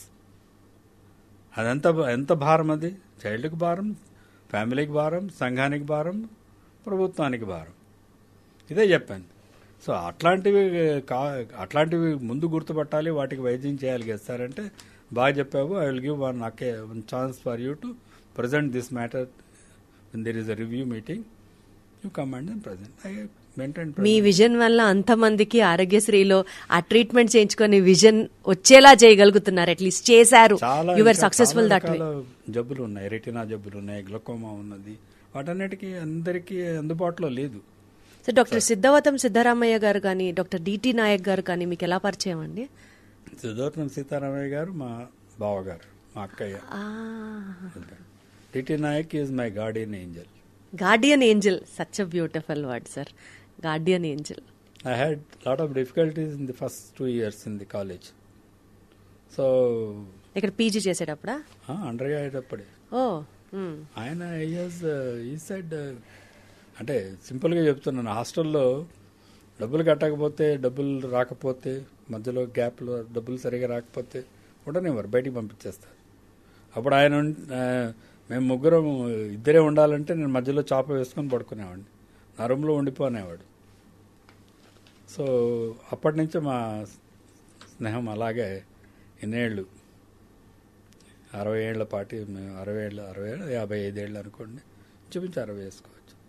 College చేరినప్పటి నుంచి ఇప్పటి వరకు ఆయన చేసిన సహాయాన్ని నేను ఎప్పుడు మర్చిపోలేదు. ఇప్పుడు కూడా మేము we are still very good friends. Absolutely great sir, wonderful sir. Sitaramayya గారేమో మా ఊరిలో అంటే మా కుటుంబాన్ని ఆదుకున్నారు. మా నాన్నగారు పోయాక కూడా ఆయన కడప సిటిజన్ ఫోరం అలా పెట్టి సంఘ సేవలు చాలా చేసేవారు. గొప్ప వ్యక్తి. మా మా కుటుంబాన్ని ఆదుకున్నారు ఆయన వ్యక్తి. ఆయన ద్వారా కొంత అంటే నాకు కనీసం నా కుటుంబం, తమ్ముళ్ళు ఉన్నారు, మా చెల్లెళ్ళు ఉన్నారు, మా అమ్మ ఉన్నది, వాళ్ళందరినీ చూసుకోవాలన్న ఒక ఇది ఉంటుంది కదా, ఆయన సహాయం చేసేవారు. Got it sir. సో స్కూల్లో చదువుకునే రోజుల్లో పాండమిక్ డిసీజ్ అన్న వెంటనే ఆ బిట్ ఫస్ట్ ఆన్సర్ కొలరా అని రాసేసేవాళ్ళం. మాకు తెలిసి పాండమిక్ డిసీజ్ వచ్చిందంట, cholera was a severe dreadful pandemic disease అని చెప్పి చదువుకున్నాం. కొంచెం ఊహ తెలిసిన తర్వాత పాండమిక్ డిసీజ్ అంటే AIDS ran out to be a pandemic disease. దాని తర్వాత ఇప్పుడు పాండమిక్ అన్న వెంటనే అందరికీ we were still in those fright of COVID pandemic గురించి అందరికీ తెలుసు. అలా బై 2050 ఐ ప్రాబ్లమ్స్లో ఒక పాండమిక్ రాబోతోంది. That is myopia is what the global research centres have been forecasting అనే చెప్పాలి. 2050 కల్లా ప్రతి ఇద్దరిలో ఒకళ్ళకి ఖచ్చితంగా మయోపియా వల్ల గ్లాసెస్ వస్తాయి. Be very careful. అద్దాలు లేకుండా ఎవరు ఉండబోరు 2050 కల్లా అని భయపెడుతున్న ఈ నేపథ్యంలో what does that myopia stand for sir? Refractive errors, myopia ఏంటి పదాలన్నీ? మయోపియా అనేది it's Latin word, short vision, short sightedness. అంటే మీ విజన్ తక్కువ, దూరం చూడలేరు, దగ్గరే చూడగలరు. తెలుగులో దానికి అర్థం హ్రస్వ దృష్టి. అంటే నా చూపు ఇక్కడి వరకే నాది క్లియర్గా ఉంటుంది, మీ మొహం కూడా క్లియర్గా ఉండదు, ఇంకా దూరం వెళ్ళిపోతే అసలు కనిపించదు. సో దగ్గరి చూపు మట్టుకే ఉన్నది, దూరపు చూపు తక్కువగా ఉంది. అదే సార్ చత్వారం అంటారంటే ఇదేనా? కాదు, చత్వారం అనేది రివర్స్. దూరం కనిపిస్తున్నది, దగ్గరవి కనిపించవు. చదవడానికి చిన్న అక్షరాలు కనిపించకపో, అది 40 ఏళ్లకి మన మజిల్ వీక్ అవుతుంది. అందరికీ సహజంగా అందరికీ రావాలి, ఎవరీ హ్యూమన్ బీయింగ్కి. 40 ఏళ్ళప్పుడు చత్వారం రావడం జబ్బు అనుకుంటారు. జబ్బు కాదు, వయసు పెరుగుతుంది. వయసు పెరుగుతున్నప్పుడు చిన్న అక్షరాలు కనిపించకపోతే దానికి అవసరమన్నా కళ్ళజోడు వేసుకోవాలి. అది ప్రతి 2 సంవత్సరాలకి వయసు పెరుగుతుంది కదా, కళ్ళజోడు పవర్ కూడా పెరుగుతుంది. సో చత్వారం is not sight. It's natural aging. Natural aging process.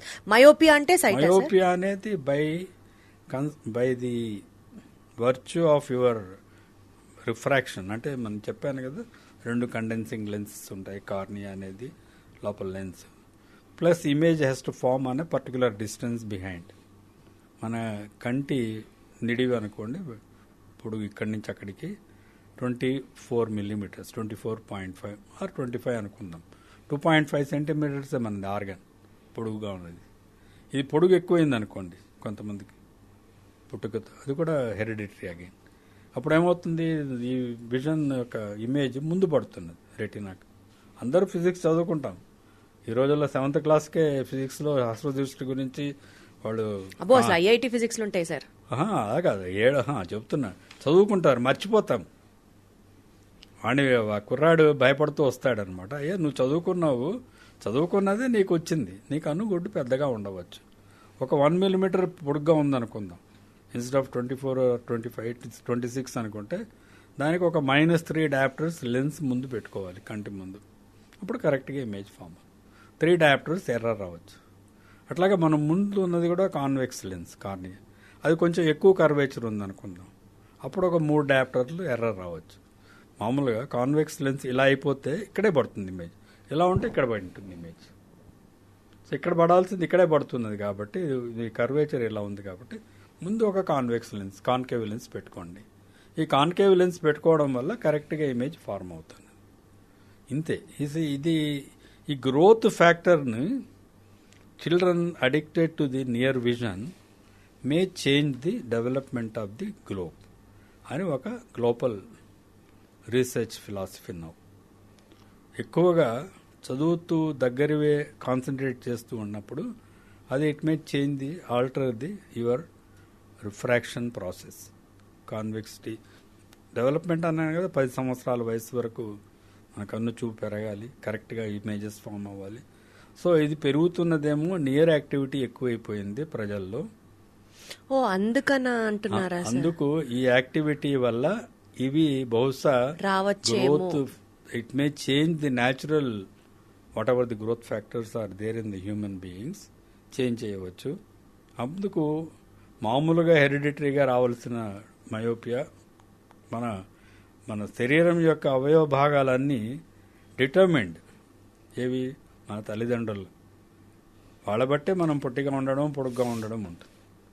వాళ్ళకి ఆ కన్ను ముక్కు తీరు అదే ఉండాలి కదా, అదే కదా మనకు ఆనందకరం కూడా. తండ్రిలాగా ఉన్నాడు తల్లిలాగా ఉన్నాడని మనం ఆనందపడతాం మన బిడ్డల్ని చూసి. సో మన ముక్కు చెవి అన్నీ కూడా పెరుగుతాయి. ఇప్పుడు 18 సంవత్సరాల వరకు పెరుగుతుంది సహజంగా. కొంచెం పొడుగు పెరిగింది అనుకోండి, షార్ట్ సైట్ రావచ్చు. అట్లాగే పొట్టిగా ఉండిపోయి పెరగకుండా ఉంటే లాంగ్ సైట్ రావచ్చు, ప్లస్ పవర్ రావచ్చు.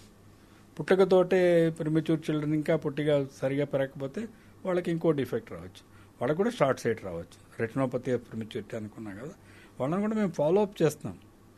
ఒట్టి న్యూ బార్న్ బేబీని చూసి అక్కడితో వదిలేయం, ఎందుకంటే ఇట్స్ లాంగ్ ప్రాసెస్. మొత్తం డెవలప్మెంట్ అయ్యేంత వరకు మేము చూడాలి చైల్డ్ని. సో 18 సంవత్సరాల వరకు పెరిగే కన్ను షార్ట్ సైట్ ఉంటే -1 డయాప్టర్తో పెరిగింది, -3 కావచ్చు, 4 కావచ్చు, 5 కావచ్చు. అది by growth that you can't. So myopia develops by growth of the eye which is again determined హెరిడిటరీలీ.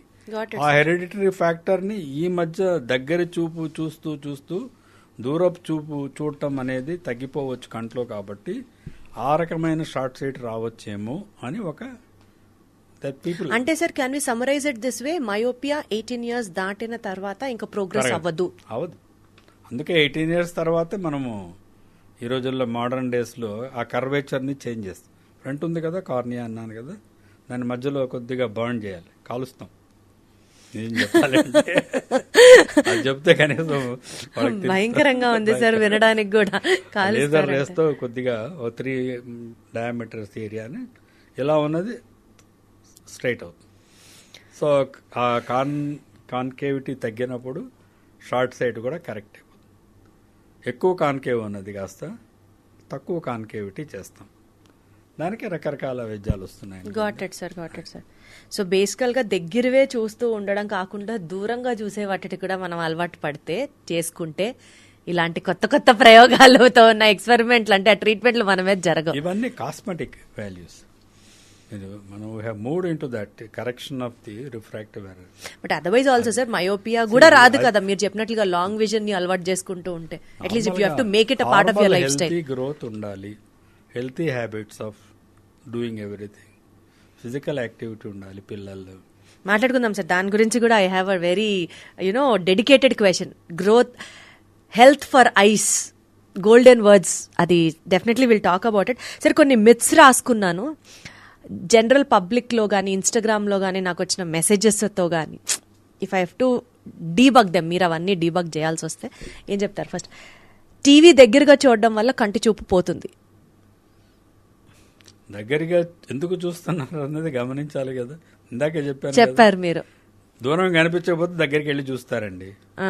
అదే ఇండికేషన్ షార్ట్ సైట్ ఉందని. ఫస్ట్ పిల్లల్ని చెప్పలేరు కదా. పిల్లలకి స్కూల్లో బ్లాక్ బోర్డ్ మీద అక్షరాలు రాస్తారు. ఇది వెరీ ఇంట్రెస్టింగ్ స్టోరీ, మీకు తెలుసుకోవాల్సింది అందరూ. వాడేం చేస్తారు, వాడు కొంచెం పొడుగ్గా ఉన్నాడు అనుకోండి, మీలాగా పొడుగ్గా ఉంటే వెనక్కి కూర్చోబెడతారు స్కూల్లో, క్లాస్ రూమ్లో. అంటే ఆఫ్కోర్స్ ఈరోజు బ్లాక్ బోర్డ్ రాయటం అవన్నీ అది కూడా డిజిటల్ బోర్డు సార్. అదే కానీ ఒక డిస్టెన్స్ నుంచి దూరం నుంచి చూడాల్సిన అవసరం ఉంటుంది. పొడుగ్గా ఉన్నవాళ్ళు వెనక్కి కూర్చోబెడతారు, అది కనిపించదు. అప్పుడు ఏం చేస్తారు మీరు, పక్కన చైల్డ్ రాసుకుంటుంటే అది చూసి రాసుకుంటాం. వాడు తప్పు రాస్తే నువ్వు తప్పు రాస్తావు, నీకు వాడికి తక్కువ మార్కులు వస్తే నీకు తక్కువ మార్కులు. ఇది టీచర్లు ఒక్కోసారి గమనిస్తారు. వాడు రాసింది ఏంటి చదవరా అంటే చదవలేడు. అప్పుడు పేరెంట్స్ని పిలిచి చెప్తారంటే కొంత ఏమంటారు రెస్పాన్సిబుల్ టీచర్స్ అయితే గమనిస్తారు. రెస్పాన్సిబిలిటీ లేని వాళ్ళు పట్టించుకోరు. వీడియో స్కూల్కి వెళ్ళి ఇంటికి వెళ్ళి చెబుతాడు, రోజు చెప్తూ ఉంటాడు ఇంట్లో, నాకు బోర్డు మీద రాసేది కనిపించిన ఏం లేదరా బాగానే ఉంటుంది, ముందుకెళ్ళి కూర్చో చూసుకో. ఇలాగా ఉంటుంది మన perceptions of the problems of the children.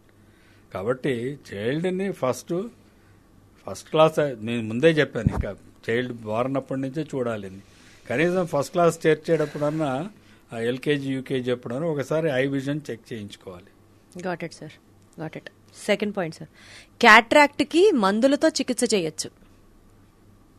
Ageing process కదా, సో మందులతో అవ్వదు, సర్జరీ పడాలి. మందులు ఏమన్నా ఏజింగ్ కాకుండా కాపాడితే అవి దీనికి కూడా హెల్ప్ఫుల్గా ఉంటాయి.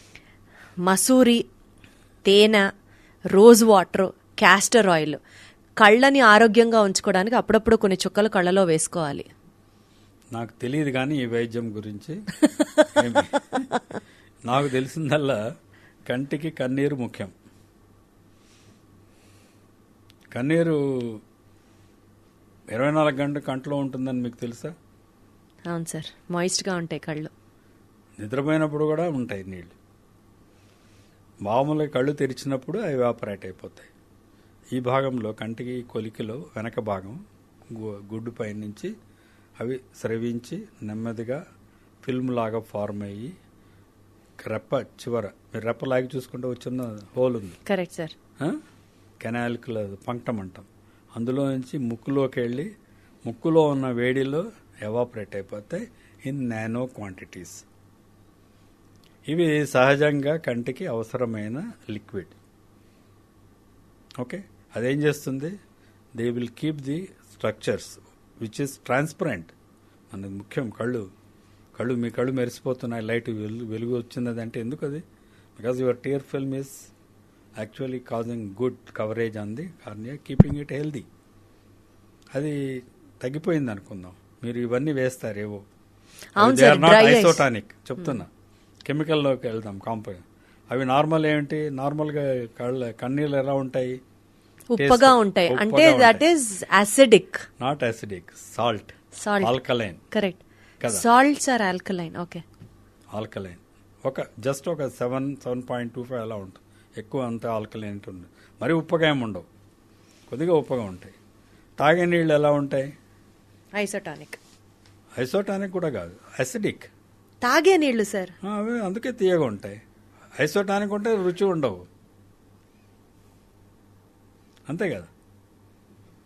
ఉప్పగానే ఉండాలి, తీయగానే ఉండాలి, ఏమి రుచి లేకుండా. వాటర్కి ఏం టేస్ట్ ఉంటుంది సార్? వాటర్కి కొంచెం తాగే నీళ్ళు తీయటి నీళ్ళు అంటాం కదా, ఉప్పు నీళ్ళు తాగుతాం మనం. మరి అదే టేస్ట్. ఆ టేస్ట్ ఎలా వస్తుంది? Slightly acidic. అందులో ఉన్న యాసిడిక్ ప్రొడ్యూస్ చేసే కెమికల్స్ ఉంటాయి, సాల్ట్స్ ఉంటాయి.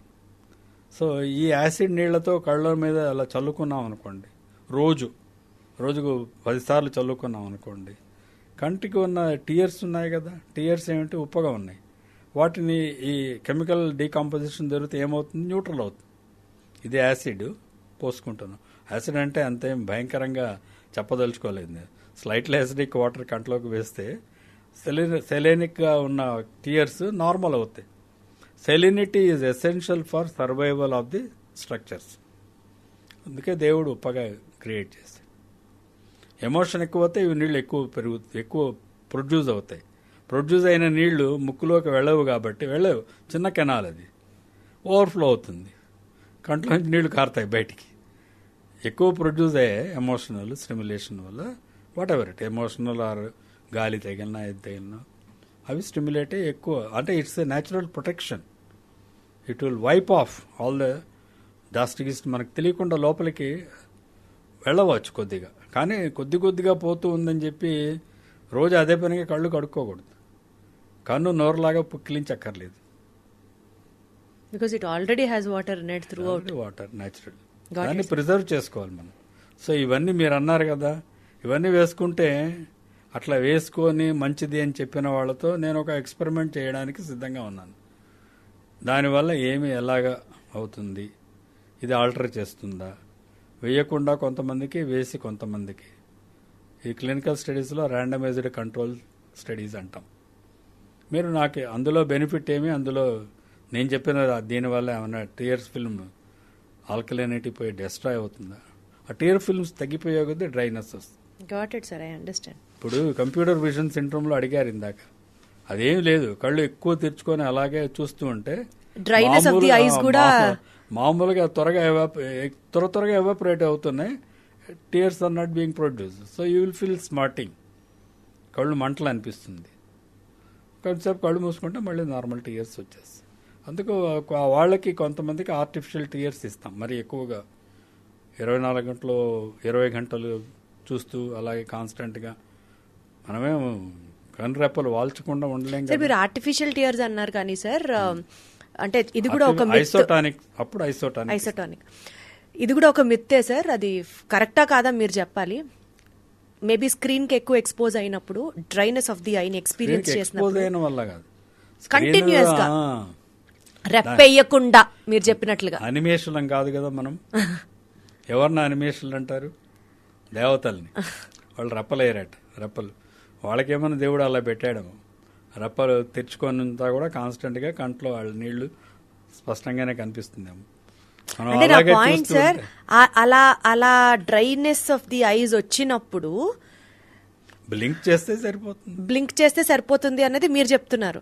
కళ్ళని బాగా నలుపుకుంటే, రుద్దుకుంటే అప్పుడు ఆటోమేటిక్ గా కొంత తేమ వస్తుంది. That is a very good practice అని అంటారు. దాన్ని ఏం చెప్తారు? గట్టిగా నలుపుకోవడం అంటే సెన్సిటివ్ ఆర్గన్, దాన్ని ఎందుకు గట్టిగా నలవడం? కళ్ళు రెప్పలు పడితే ఈజీ కదా. కళ్ళు కంటి రెప్పలు మూసుకునేసి కొద్దిగా ఐస్ లాగా పెట్టుకున్నా, చల్లని నీళ్లు బట్ట పెట్టుకున్నా కూడా అది కొంత సేద తీరుతుంది సర్ఫేస్. అచ్చా, that is better than urgent గా నలిపేసే ఎక్కర్లేదు కళ్ళని. చాలా మంది పెట్టుకుంటుంటారు కదా, మోడర్న్ బొటిక్ లో కూడా అదే కదా. వాళ్ళు ఐప్యాడ్స్ వచ్చేసాయి, చక్కగా వచ్చేసాయి కదా, ఫ్రిడ్జ్ లో పెట్టుకుని అది తీసి మీద పెట్టుకుంటే హాయిగా ఉంటుంది. దానివల్ల నలపడం అనవసరం. So it will cool the surface of the, so it will not get evaporated faster. LASIK laser కన్నా చాలా ప్రమాదకరం, చాలా సైడ్ ఎఫెక్ట్స్ ఉంటాయి. సో లేసిక్ చేయించుకునే ముందర ఆలోచించుకొని చేయించుకోండి. ఇందాక చెప్పా కదా మేము కాలుస్తున్నామని, అదే లేసిక్ సార్? అదే లేసిక్. అంటే అది నిజంగా డేంజరేనా? అలా కాదు, దానికి జనరల్గా కొంతవరకు నార్మల్గా ఉన్న టిష్యూని కొద్దిగా మేము ఆల్టర్ చేసాం. అంత కాల్చినానంటే కాల్చుతున్నంత నేను ఊరికే అలా చెప్పాలని చెప్పాను అంతేగాని పై లేయర్స్ కొద్దిగా ఇదవుతుంది, అప్పుడు స్ట్రైటన్ అవుతుంది కార్నియా. అందులో చిన్న ఎలాగైనా చిన్న హైజినెస్ వస్తుంది కదా. So they may be feeling some difference in the vision. ఈ సర్ఫేస్ని కూడా డిస్ట్రాయ్ చేసాం. కాబట్టి వాళ్ళకి ఆ స్మార్టింగ్ సెన్సేషన్ అంటాం. సో నిజంగానే LASIK is little painful are stressful అని చెప్పొచ్చు అయితే? పెయిన్ఫుల్ ఏముండదు, ఎందుకంటే ఈ సెంట్రల్ ఏరియా కార్నియాలో సెన్సేషన్ తక్కువ ఉంటుంది. ఆ భాగాన్నే మేము ట్రీట్ చేస్తాం లేజర్ కిరణాలతోటి ఫ్లాటన్ చేయడానికి. కానీ దానికి కొన్ని లిమిటేషన్స్ ఉన్నాయి. Any cosmetic procedure has its own limitations. మీరేం తప్పు అనుకోకపోతే శ్రీదేవి ముక్కు బాగాలేదని 3 సార్లు ఆపరేషన్ చేయొచ్చు. మీకు ముందు ఒరిజినల్ ముక్కు, ఆవిడ చనిపోయేటప్పుడు ముక్కులో చాలా తేడాలు ఉన్నాయి, మీరు గమనించట్లేదు. ముక్కు కాబట్టి ఎన్నిసార్లైనా నువ్వు చేయించుకోవచ్చు. కంటి మీద ఎలా చేయించుకుంటామండి ఎన్నిసార్లు? సో లాసిక్ చేశాక కొంత ఎర్రర్ ఉంటుంది, దానికి లిమిటేషన్స్. -6 డయాప్టర్స్ వరకు దాంతో ఇంచుమించుగా న్యూట్రల్ 0 పవర్ వచ్చేటట్టు చేయవచ్చు.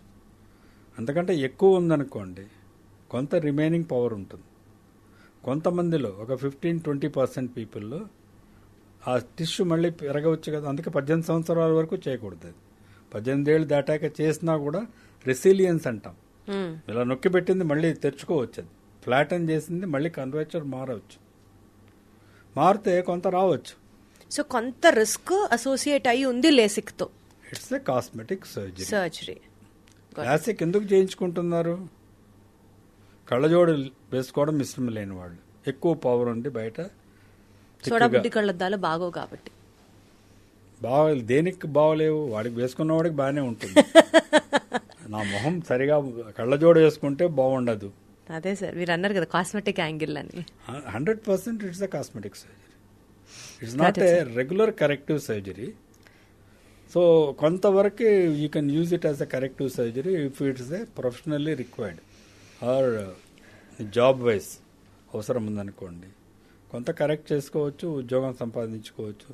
ఎందుకంటే ఇదివరకు రోజుల్లో కొంత పవర్ ఉంటే వాళ్ళని డిస్క్వాలిఫై చేసేవాళ్ళు, especially for the government services. So అట్లాంటి వాటిలో there is no harm doing. Got it sir. కానీ వాళ్ళకి 40 ఏళ్ళకి మళ్ళీ చత్వారం వస్తుంది, అంటే ఇంకా జీవితాంతం కళ్ళజోడు లేకుండా ఉందాం అనుకో. షార్ట్ సైట్ రాదు, ఇంకా లేసర్ చేయించినా లేసిక్ చేయించినా షార్ట్ సైట్ ఉన్నది తగ్గుతుంది, ఎంతో కొంత మిగలవచ్చు అంతకుముందు ఉన్న దాన్ని బట్టి. 6 నంబర్ అంటే సార్ అంటే లేజర్ కానీ లేసిక్ కానీ చేయించుకున్నా కూడా కళ్ళజోడులు వేసుకోవాల్సిన అవసరం రావచ్చా? రావచ్చు. కొంత రెసిడ్యువల్ ఎర్రర్ ఉందనుకోండి, ఇంకా క్లియర్ గా కనిపించకపోతే కళ్ళజోడే వేసుకోవాలి. అంటే సోడా బుడ్డి కళ్ళద్దాల నుంచి చిన్న మామూలుగా చూడడానికి బాగుండే కళ్ళజోడు వేసుకోవాలి. మీరు అన్నది అది కూడా జరగచ్చు, జరగకపోవచ్చు, పూర్తిగా కూడా పోవచ్చు. కొంతమంది రెసిడ్యువల్ ఎర్రర్ వచ్చి తీరుతుంది. ఎక్కువ ఉన్న వాళ్ళకి 6 కంటే ఎక్కువ దాటి ఉన్న వాళ్ళకి ఖచ్చితంగా కొంత మిగులుతుంది. ఇవన్నీ ఉన్నాయి లిమిటేషన్స్. కార్నియా మీద ఉన్నాం కదా, ఈ భాగం ఇలా వంకరగా ఉన్న ముందు భాగాన్ని, అది ఉన్నది ఇంత థిక్నెస్ ఉంటుంది. దాన్ని మినిమం మేము మెజర్ చేస్తాం థిక్నెస్. అది మామూలుగా 520 మిల్లీమీటర్స్ కంటే ఎక్కువ ఉంటుంది. సో అంతకంటే తక్కువ ఉందనుకోండి, థిక్గా లేదనుకోండి, అప్పుడు ఏం చేయాలి? అది చేస్తే బొక్క పడుతుంది కదా, మేము చేయమంటాం. సో అది మెజర్ చేస్తాం. ఇవన్నీ ఉన్నాయి. అర్థమైంది సార్. ఆ పారామీటర్స్ అన్ని మీరు చెక్ చేస్తారు. పారామీటర్స్ అన్ని చూసి చేయించుకునే వారితో, పేషెంట్ అనుకోకపోతే ఆ వ్యక్తితో మేము డిస్కస్ చేయాలి, ప్రోస్ అండ్ కాన్స్ డిస్కస్ చేయాలి, అన్నిటికీ యాక్సెప్ట్ అవుతూనే చేయాలి. Got it sir. మంచి కంపెనీ కాజల్ పెట్టుకుంటే లేదా హోమ్ మేడ్ కాజల్ పిల్లలకి పెడితే, కాటుకు పెడితే చక్కగా గుండ్రంగా పెద్దగా పెరుగుతాయి కళ్ళు, పెద్దగా కనిపిస్తాయి. ఎవరైనా పెద్దోళ్ళైనా పెట్టుకునేది కాజల్ అందంగా కనిపించడానికి. అంటే it is good for I health అంటే ఏం చెప్తారు? Nothing like good for I health. మనం ఆల్రెడీ డిస్కస్ చేసాం కదా, it's a foreign material. Again it's a foreign material for the ice. Okay. So lid ఎక్కడ పెట్టుకుంటారు మీరు? కాటుగా కనురెప్ప కింద. కనురెప్ప కింద పెట్టుకోరు. అదే నా ఉద్దేశం, లోవర్ ఐ లిడ్ పైన పెడతారు మార్జిన్ లో. మన లిడ్ ఇలా లాగితే మనకు వెంట్రుకలు ఉన్నాయి, బయట వైపుకి ఇలా ఉంటాయి. ఆ వెంట్రుకల మీద పెట్టుకుంటాం, అంటే వెంట్రుకల మార్జిన్ మీద పెట్టుకుంటాం. కంటి లోపల పెట్టుకోం కదా, అవును, బయట వైపు పెట్టుకుంటాం. లోపల పెట్టుకున్నారనుకోండి పొరపాటులో కళ్ళు మండుతాయి న్యాచురల్లీ. పెట్టుకునేది కూడా జాగ్రత్తగా మీరందరూ ఎక్స్పర్ట్గా పెట్టుకుంటారు. అందుకే దాన్ని రకరకాల వచ్చేస్తాయి ఇన్స్ట్రుమెంట్స్, పుల్ల, బ్రష్, ఇలాగా ఆర్టిఫిషియల్ పెన్సిళ్ళు, ఆర్టిఫిషియల్గా ఐ లాషెస్ పెట్టుకోవడం ఇవన్నీ కూడా వచ్చేసాయి ఇప్పుడు. కానీ కంటి లోపల ఏమి తగలకూడదు, జాగ్రత్తగా ఉండాలి. పెట్టుకోవచ్చు అలాంటిది, అందులో ఏమి మీరు కాజల్ అన్నారు కదా, కాజల్ డబ్బా ఇంట్లో తయారు చేసినా వాళ్ళు మ్యానుఫ్యాక్చరింగ్ చేసినా ఇంచుమించు ఒకే రకంగా తయారు చేస్తారు. ఇంట్లో అది కొంత న్యాచురల్ ఇంగ్రీడియంట్స్తో చేయవచ్చు, వాడేమన్నా ఆర్టిఫిషియల్ ఏమన్నా కెమికల్స్ వాడవచ్చు. దాన్ని మూత పెట్టి పెట్టండి. చాలామంది ఆడవాళ్ళు ఏం చేస్తారు, మూత తీసేసి పెట్టింటారు, దాంట్లో ఇన్ఫెక్షన్ వచ్చే అవకాశం ఉంది కదా. చాలా అంటున్నారా? అందులో ఏమి ఆరోగ్యకరమైన కాటుక, అనారోగ్యమైన కాటుకలు అంటూ లేవు. శుభ్రంగా ఉండాలి, చేతులు వేళ్ళు శుభ్రంగా ఉండాలి. ఆరు మీరు పెట్టుకునే వాట్ ఎవర్ బ్రష్, పెన్సిల్ అవన్నీ శుభ్రంగా క్యాప్ మూసి పెట్టాలి. ఇవన్నీ సహజంగా రోజువారీ కార్యక్రమాల్లో కొంతమంది అశ్రద్ధ చూపవచ్చు. కాబట్టి ఇట్ ఈస్ నాట్ గుడ్ అంటారు తప్ప otherwise it is okay. Okay, carrots విపరీతంగా తింటే కళ్ళు పర్ఫెక్ట్ గా పనిచేస్తాయి. తప్పు. ఇప్పుడు దాకా వచ్చిన మిత్స్ అన్ని తప్పులే సార్. అన్ని జనాలు ఎలా ఫాలో అవుతున్నారంటే నిజంగా కావాలి, ఏది కరెక్టో ఏది తప్పో తెలియాలి. వైటమిన్ ఏ అనేది క్యారెట్స్ ఎక్కువ ఉంటుంది. వైటమిన్ ఏ మన రెటీనాకి అవసరం, అన్ని టిష్యూస్కి అవసరం. బేసికల్ శరీరంలో రెటీనాలో ఎక్కువ అవసరం, ఎందుకంటే అది ఒక పర్టికులర్గా అది హెల్ప్ చేస్తుంది. అవి రెటినల్ పిగ్మెంట్స్లో బయోకెమికల్గా తయారు చేయడానికి త్వరగా మనం చూడడానికి అక్కడి నుంచి ఇక్కడ చూస్తే ఇవి. సో వైటమిన్ ఏ రాడ్స్ అనే దీని మీద ముఖ్యంగా అవసరం ఉంటుంది. రాడాప్సిన్ అనే ఒక కెమికల్ తయారవుతుంటుంది శరీరంలో కాన్స్టెంట్. రాడాప్సిన్ తక్కువ ఉన్న వాళ్ళకి రాత్రిపూట కనిపించడం తక్కువ ఉంటుంది. సో వైటమిన్ ఏ డెఫిషియన్సీ అట్లా కూడా కనుక్కోవచ్చు మనం. ఇది నైట్ బ్లైండ్నెస్, రేచీకటిలో ఒక రకమైన రేచీకటి వైటమిన్ ఏ డెఫిషియన్సీ. అది వైటమిన్ ఏ డెఫిషియన్సీ వల్ల వచ్చిందా, లోపల వేరే కంజెనిటల్గా కొంతమందికి హెరిడిటరీగా ఉంటుంది. హెరిడిటరీగా వచ్చే రేచీకట్లు కొన్ని ఉన్నాయి. ముఖ్యంగా అవి దేనివల్ల వస్తాయంటే రక్త సంబంధిత వివాహాల్లో వస్తాయి. అవి ఈ మధ్యకాలం తగ్గినాయి. నేను గత 50 ఏళ్ళకి నేను చూస్తున్న వాటి ఇన్సిడెన్స్ తగ్గింది. ఎందుకంటే అంత క్లోజ్ రిలేటెడ్ మ్యారేజెస్ తగ్గిపోయాయి. మేనరికాలు, అక్క పిల్లల్ని చేసుకోవడం, ఇంకా కొన్ని జాతుల్లో ధర్మాల్లో వాళ్ళ ఓన్ పిల్లల్ని కూడా చేసుకుంటున్నారు. అన్నదమ్ముల పిల్లల్ని కూడా, మీకు తెలుసో తెలియదు, కొన్ని జాతుల్లో అలా చేసుకుంటున్నారు. సో ఇవన్నీ కూడా ఏమవుతుందంటే జెనెటిక్గా అవి they will increase in the తర్వాత ప్రోజెనీలు. సో ఇద్దరికీ ఉందనుకోండి, పిల్లలు ఖచ్చితంగా వస్తుంది. సో దూరపు సంబంధాలు చేసుకోవడం, రక్త సంబంధిత జన్యు సంబంధిత వ్యాధులు రాకుండా ఉండాలి అంటే రక్త సంబంధంలో వివాహాలు చేసుకోకూడదు అనేది ఒకటి మంచి సలహా, మంచి సాంప్రదాయం. అది తప్పదు, ఎక్కడైనా చేసుకుంటే అది మనం ఏం చెప్పలేమనుకోండి. దాన్ని కూడా మనం జాగ్రత్తగా ఏమైనా ఉందా లేదా ముందుగా జాగ్రత్తగా ఆ జబ్బులు వస్తున్నాయా లేవని కూడా చెక్ చేసుకోవచ్చు. ఇన్స్టిట్యూట్ ఆఫ్ జెనెటిక్స్కి వెళ్తే వాళ్ళు కూడా చెప్తారు, ఈ పర్టికులర్ జబ్బుకి ఈ జెనెటిక్స్ దీనివల్ల ఖచ్చితంగా సంక్రమించే అవకాశాలన్నీ వద్దని చెబుతారు. ఈ వ్యాధికి ఖచ్చితంగా సంక్రమించకపోవచ్చు, ఛాన్స్ ఉండవచ్చు 50-50. అలాంటివి కూడా మనం తెలుసుకోగలుగుతాం. సో జెనెటిక్ డిసీజెస్ అనేటివి అవే బేసికల్.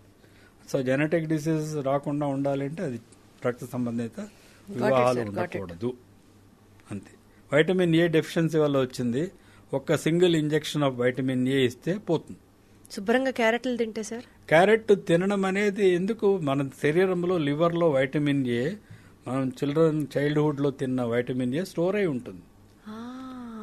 దాని తింటే తప్పేమి లేదు, క్యారెట్లో మిగిలినవి కూడా ఉంటాయి కాబట్టి మిగిలిన వైటమిన్స్ వేస్తూ ఉంటాయి. మిగిలినది అది ఫైబర్ ఉంటుంది, దాంట్లో గ్లూకోజ్ తక్కువ ఉంటుంది కాబట్టి క్యారెట్ మంచిది. ఫైబర్ మన శరీరానికి గట్టి.